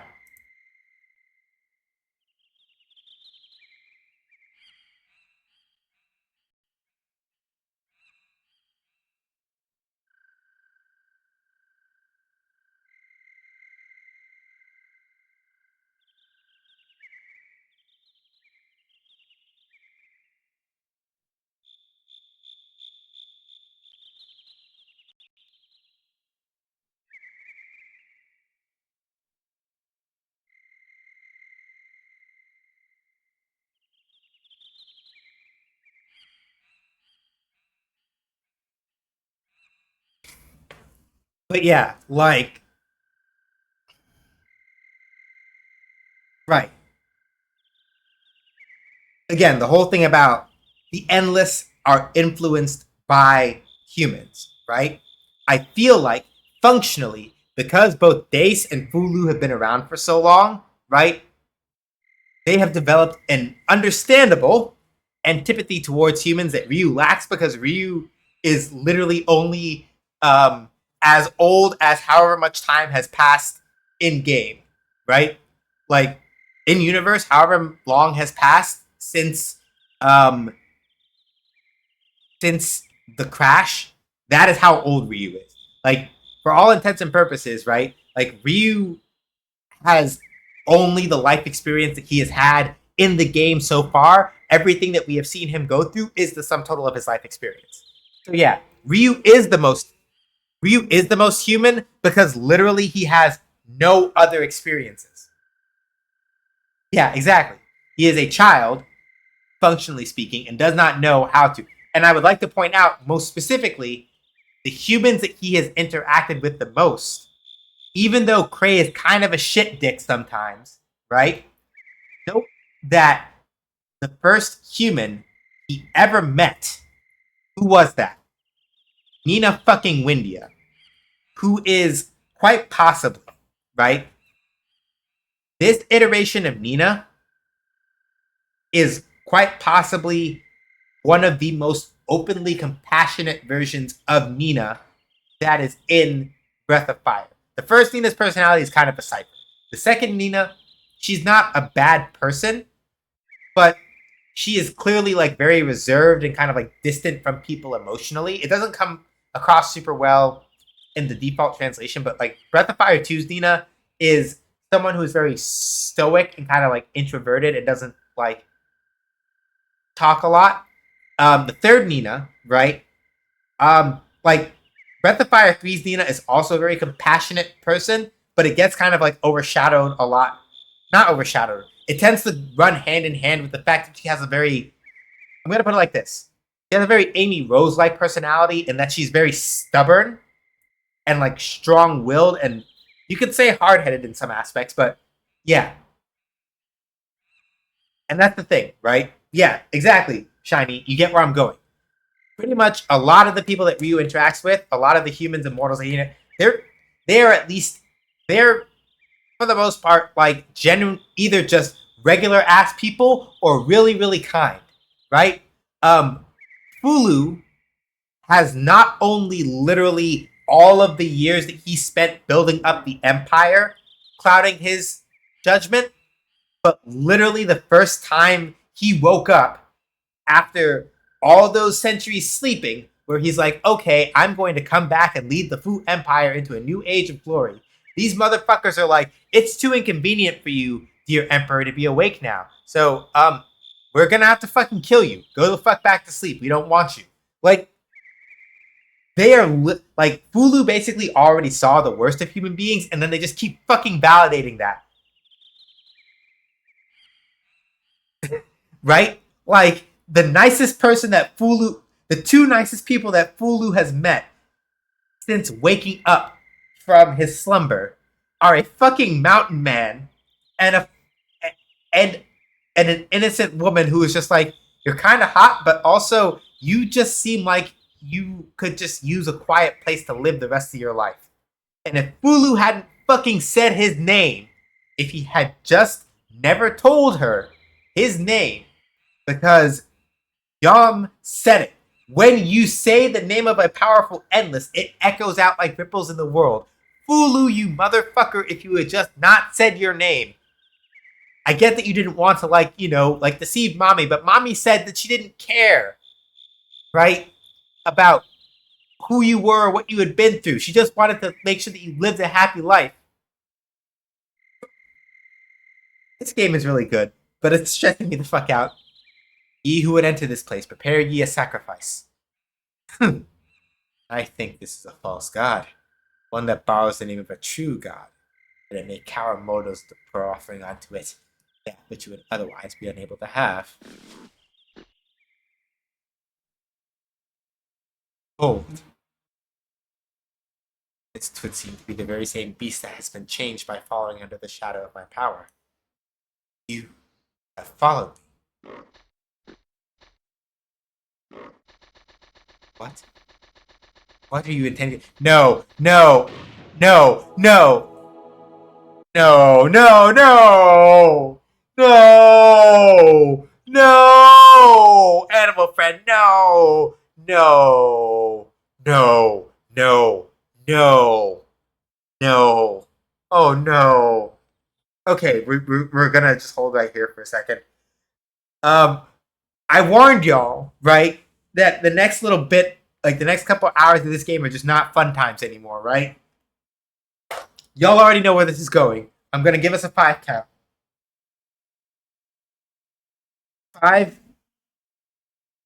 4, yeah, content warning. 3.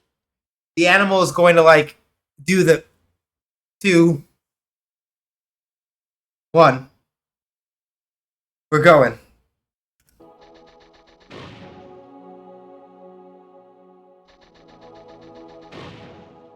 Hold. Enough. Enough.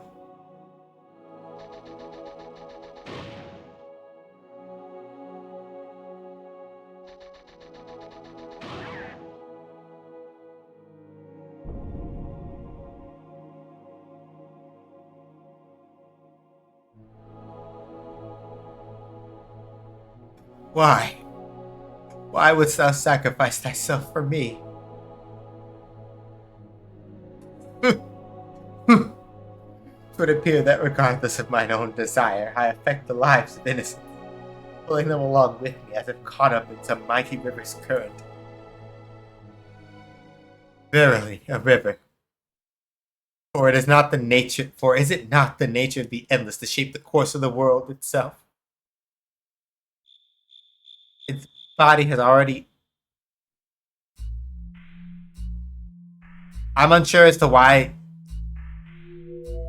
The implication is that because it has been exposed to Fulu's power, right? So in the first place, right, it was that big animal. It was a big animal that we kicked the shit out of so that it would stop bothering the villagers in Son, right? And then Fulu was like, oh, I think it's been exposed to my power for so long, which is why, like, it became so fucking huge, right? There is also the implication with, in the same way that, like, Dace sitting inside of Urshin literally made Urshin into a person. I don't give a fuck what she said. Urshin's a person.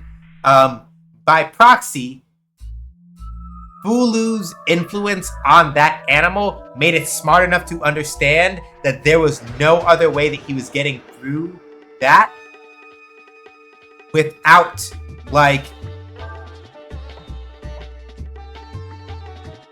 there was no way that he was getting through that door without a sacrifice. So it did that literally to let him through.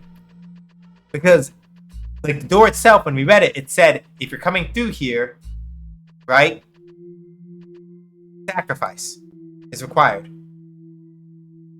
What is this? Do mine eyes deceive me? No, it's the dragon. One whose shell hath faded with the years, leaving its very essence only. I got the water gem dragon crystal. You gain the power of the serpent. Oh, or wait, hold on. Or they have or they also have what is basically dragon genes after all, I guess.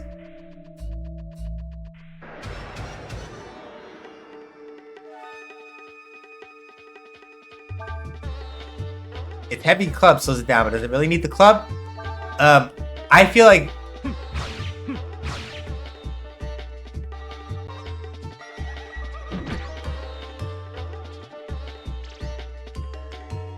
Yeah, we're never taking that ivory bangle off.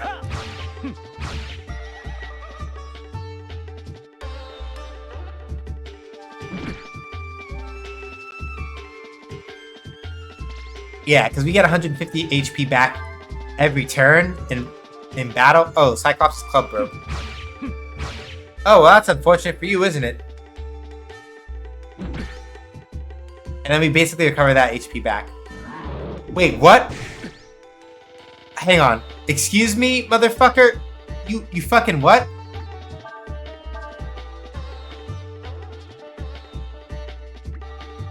Basic dragon form, normal property. Basic water dragon form, water and assist magic. Evolved. Did they literally... It was a counter. It's a counter. Oh, right. I think Ryu definitely influences Nina and Sias and maybe Cray. I also think since he's a baby, his influence might resemble Nina's morals. Yeah, I think so. Like... Absolutely. 100%. No. Okay. Yeah, okay, the first hit was a counter. Yeah, you're right. I can't read.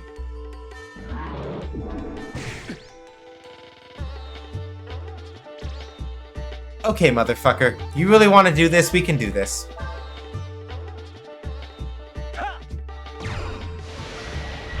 You really you want to kick this off? We can kick this off.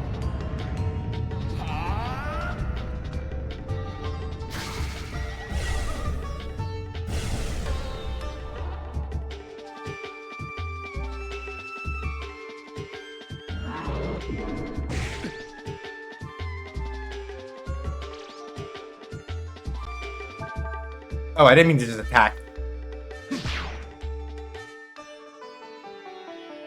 Okay, but it looks like...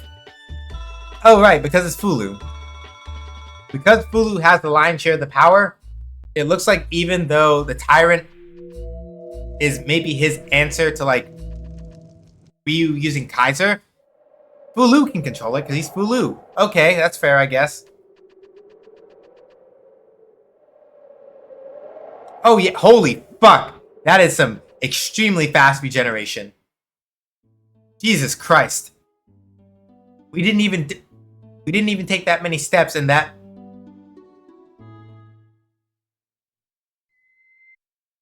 Yeah, 50 per step. Damn. That's a lot. Okay, right. Sorry, last time I'm gonna have to pause it like this. Content warning. One last time.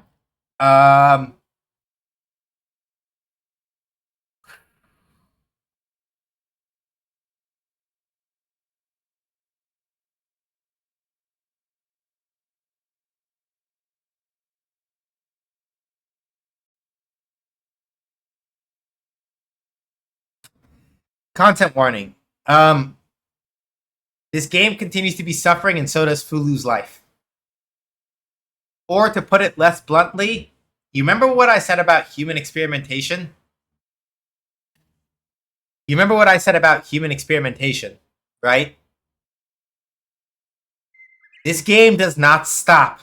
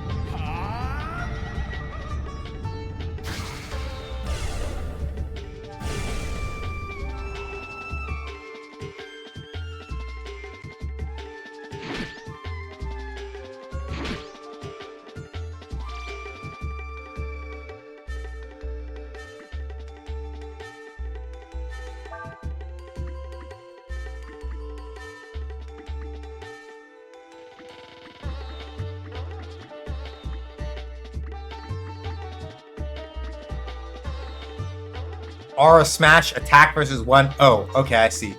Oh, fuck this, though. Like, why are we holding back? Fuck it. Oh yeah, this is absolutely Fulu's version of... Yep, this is absolutely Fulu's version of Kaiser. Look at this shit.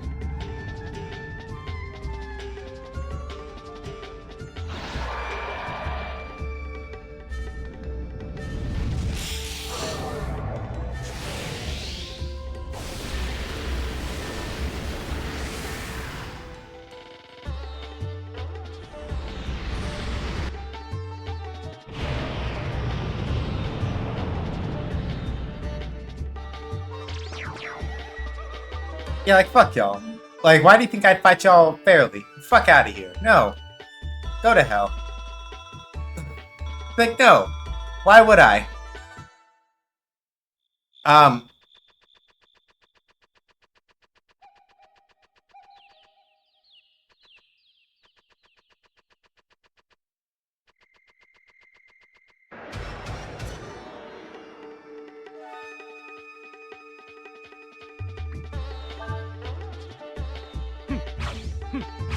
Oh, okay, they don't.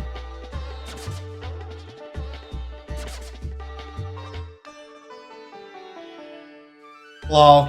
I like how they...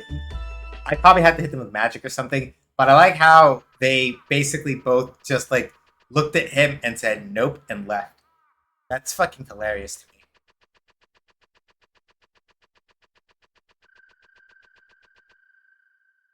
Alright, yeah, here we go. Here's why the content warnings came up. Here we go.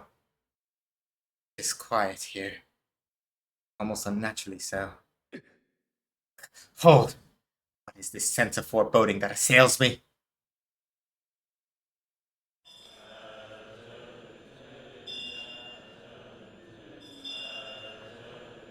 No. No, no, no, no, no. Fuck. Fuck. Fuck. Fuck. Okay. Okay. I know I said it, I know I said it, but I was not expecting them to. Oh my fucking god. Oh my fucking god. I knew this was coming, but not like that. Oh no. Oh my fucking god. Holy shit. No. Okay. Human experimentation, torture, basically, too. Fuck. Okay. 5, 4, 3, 2, 1. Okay, let's go. Fucking go. Let's just go. Well, has the sacrifice been properly prepared? You motherfucker! Yes, Lord Ian, we can proceed at any time. Excellent.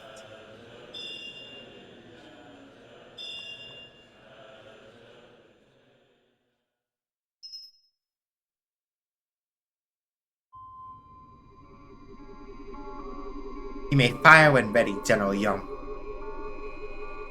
Very well. Very well. Right.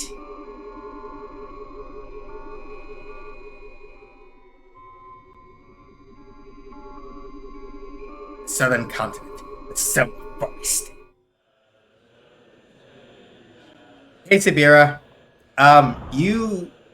You have come in at a time that is extremely unfortunate in the sense that we are happy to see you, but you have come basically just in time to watch a war crime be committed. Oh, I know what happens here. Don't worry about it. Okay. Carronade armed.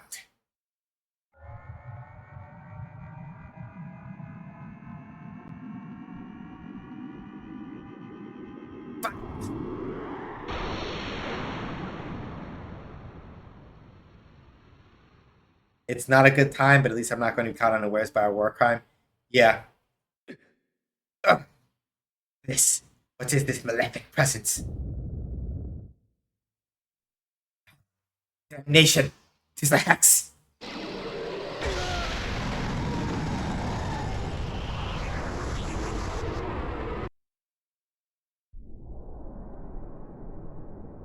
Also, are people themselves being used as ammo or their essence, which is soiling green levels of awful?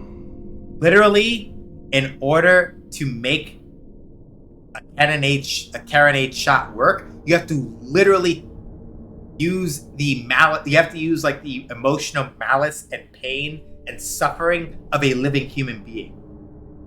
So the person themselves,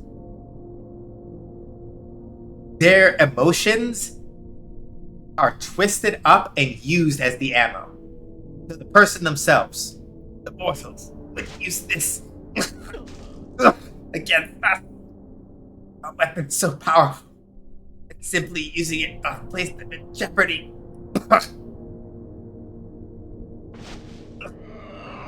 Verily, this folly is greater than even I had thought.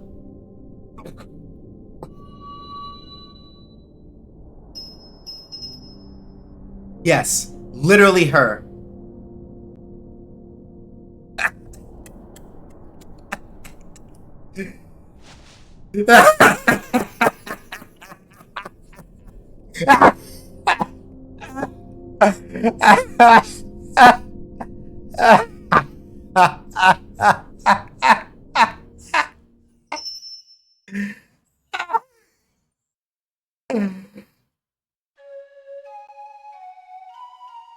I don't know if I conveyed it very correctly.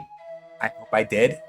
But I want y'all to understand that, especially given that face, y'all should understand what just happened here.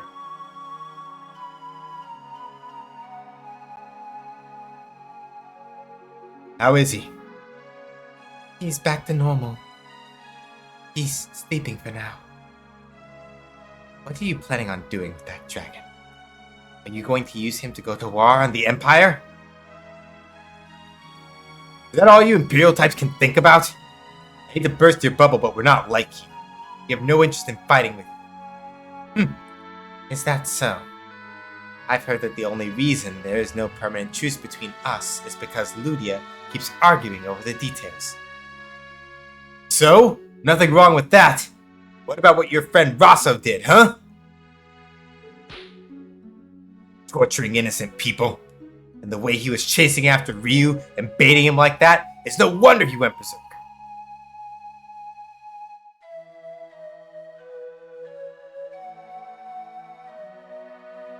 I don't care what you say. There's no way I'll let the Empire get a hold of a dragon. Hey. I've been thinking about what happened. We all saw how Ryu lost control like that. I wonder, is it because he's not whole? I mean, maybe because of that, he's, I don't know, physically unstable or something. So, maybe if he were to meet with the other Ryu, the one in the Empire. Are you serious? Are you saying we should just hand Ryu over to the Empire? Okay, so now you want to change your tune, huh, Cray? Because notice before in check, right? Cray was like, I wonder if we should have handed him over. And now Cray is like, no, what the fuck do you mean? Of course we're not going to hand him over. No, not hand him over. I mean, go with him into the Empire, ourselves. We were told that it is Ryu's destiny to meet with the first Emperor, right?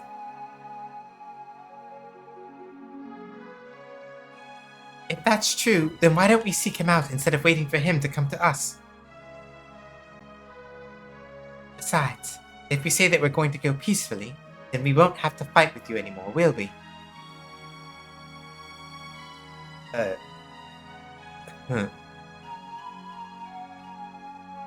Well, I guess you've got a point. But let's see what the Abbess has to say about this. There's just one thing. What are we gonna do about her? Whoa! Yo, Sias! Oh, I was about to say, damn, Sias! It's not... It's not good to tie up woman.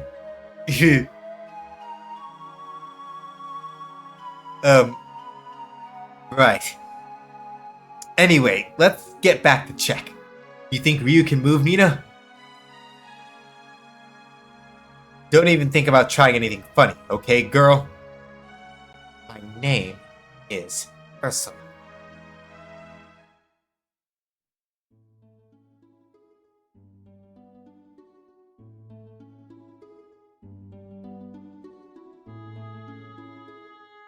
Yeah, we're coming close to time, and I don't want to like run into some nonsense with what's the party look like? This Ryu, Cray, Nina, and Sias. Something tells me that even if we don't do anything ourselves, Ryu will eventually meet his other half. I just want to be there when he does to see what happens. We've been captured. Where's remember, Urshin got knocked the fuck back out of the village. Like Urshin, like their bodies like literally sitting, like they're literally sitting in the village. He's like he's battered out because he got injured when Rosso came to check and decided to be a fucking asshole the first time and knocked him out. Damn, I just feel bad for the people of Czech. We're gonna if anything is happening with it, we may have to find out next time because we're coming close to another ad. We're coming close to another ad shot basically, and we're basically nearly at 4 hours anyway. So I want to get ahead. I want to get us out and rating before we get hit by ads again, and we can't do it. So yeah, again, Breath of Fire. So yeah, Breath of Fire 2, 4, and 5 basically are all running neck and neck for the grimmest entries in the franchise, all for different reasons. Breath of Fire 2 is a game about, I'm just saying this again, I know I said it earlier in the stream, but for people who weren't here, and kind of like to illustrate why I love this series so much, Breath of Fire 2 basically talks about the dangers of evangelism. And how people will use religion to manipulate people into doing the shit that they want. Breath of Fire 4 is basically the entire game is literally just this is why imperialism is a piece of shit. And Dragon Quarter does the same thing except for capitalism, basically. Long story. But yeah, no, these games like this game is like fuck. This game's like fucked up. But it's also really good. All right, I'm gonna go find us somebody to hang out with. Mods, can I get commercials? Alright, good, thanks. All right, so where are we going to go hang out? Right, so links while this is happening. I do game analysis and design articles, and sometimes talk about like other stuff with video games. Also, exclamation point munity for me if you could, Shark. I'd appreciate it. I do that stuff over on co-host. You can find my past posts for like game design talk stuff at Medium. Stream VODs, youtube.com/@SHSGames. They all the stream VODs for like Breath of Fire stuff, Fighting Friday stuff, and Shoot Lancer development stream stuff. I keep those VODs over on my YouTube. Ko-Fi, if you want to support me and the stream, but don't want to support Amazon and Jeff Bezos because you think that they're both stinky poop heads. Out of a $5 monthly Ko-Fi subscription, I keep $4 and change out of that. If you're like, where do I put my money to have the most impact? There. Especially if you're like, Sean, price of the brick is going up, by which I mean the Twitch sub. I can't afford to like stay sub to you on Twitch. What do? Sub to me on Ko-Fi instead. Like you can do monthly recurring subscriptions on Ko-Fi, and I keep more of that money anyway. It's what it be. So, right? Keep that in mind. Throne, if you would like to contribute by instead like helping crowdfund things like a second monitor arm for me, or a monitor arm or a third monitor for me, so it's easier for me to like do stuff on the streaming on like the game computer that I'm streaming the game from, so that I can like move things around without like accidentally crossing streams and showing things I'm not supposed to. You can help contribute to that and other things on my Throne. My card has all my other social media on it, but really, honestly, most of these days I'm just on co-host. I will occasionally be on like Twitter and Blue Sky to like promote stuff for Shoot Lantern, and Munity games. And if you're like, what the heck are either of those? I'm a founding member of Munity, which is a small indie game studio co-op. You can find out more about us and our team members over at munity.games. We have a Patreon over at patreon.com/munity, where if you become like a Patreon supporter, you get your names in the credit. You get your name in the credit of Shoot Lantern, as well as any other games that you help us to be able to get done. And you also get special perks on our Munity community Discord. And if you want to try out Shoot Lantern for yourself, we do monthly updates of our Pay What You Want prototype over at munity.itch.io/Shoot Lantern-prototype. Right there, you can go play it. Okay. So, we are going to go hang out with who do I get to go bother today? Who do I get to go bother today? Let's go see. The back is updated but small. All right.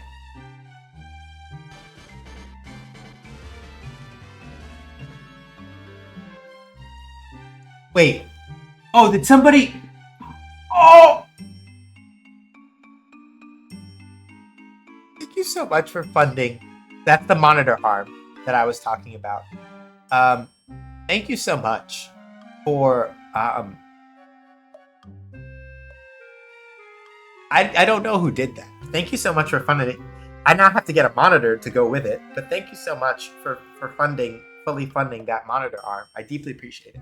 That is literally like one step closer for me to like be able to like get a proper setup on that front. Because when I built Ariel, which is the computer that's like doing all of the streaming, I basically had to give up a monitor in order to like use that. So that makes like a dual monitor setup a lot harder in some aspects. But this helps tremendously. Thank you very much. I deeply appreciate it. Thank you. Thank you so much. You know what? We're gonna enter the monitor.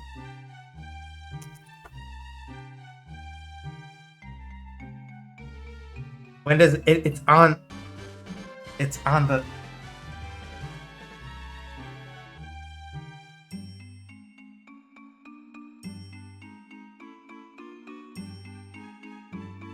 Who? Who? Who? I don't even know who. Thank you so much.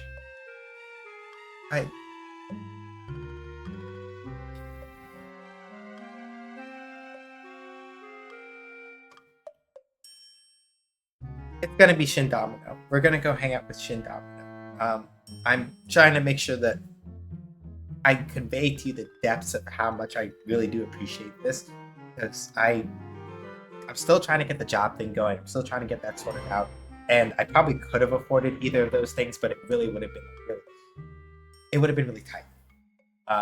That's money that I have to hold on to as much as I can, and so I'm trying not to spend it on things that so it means a lot that you think I'll do that. Thank you.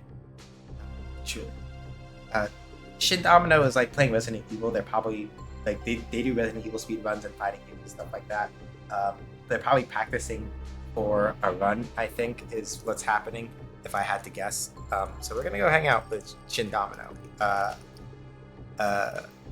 Give them an SH does raids when we get over there. Let them know who sent you, throw in your favorite emotes and all that.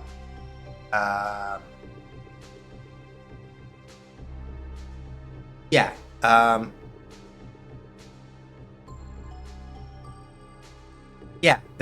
So Shin Domino is like practicing for their Resident Evil speedrun for Juneteenth. So we're gonna go hang out with them while they're practicing that. Give them the SJs, the raid call. Let them know who sent you. Go in your favorite emotes. They don't have to be mine. Thank y'all. Thank y'all so much. Thank you so much. Thank you so much. I truly appreciate it. Thank you so much. Stay safe. Wash your hands. Wear a mask. Don't go outside if you don't have to. Be excellent to team. But not too big. It's racist, terror, sexist, anti-queer folks, or Zionists. This is your reminder. Black lives matter. Trans rights are human rights. Everybody has the right to reproductive rights. End of story. Palestine, the Congo, the Sudan, New Caledonia. None of us are free until all of us are free. All of those countries must be free. That's all I can say. Thank y'all so much for your time, for hanging out and everything. Please help me pass that love along to Shin Domino by coming along before the end. I'll see y'all when I see y'all. Shoot Lancer 6 p.m. Eastern Time, game dev stream Wednesday, Friday, Fighting Friday. Not going to be DNF Duel because the new characters are coming out then. Thank y'all. Take care. I'll see you Wednesday or Friday or wherever else. Take care. Thank y'all. Bye.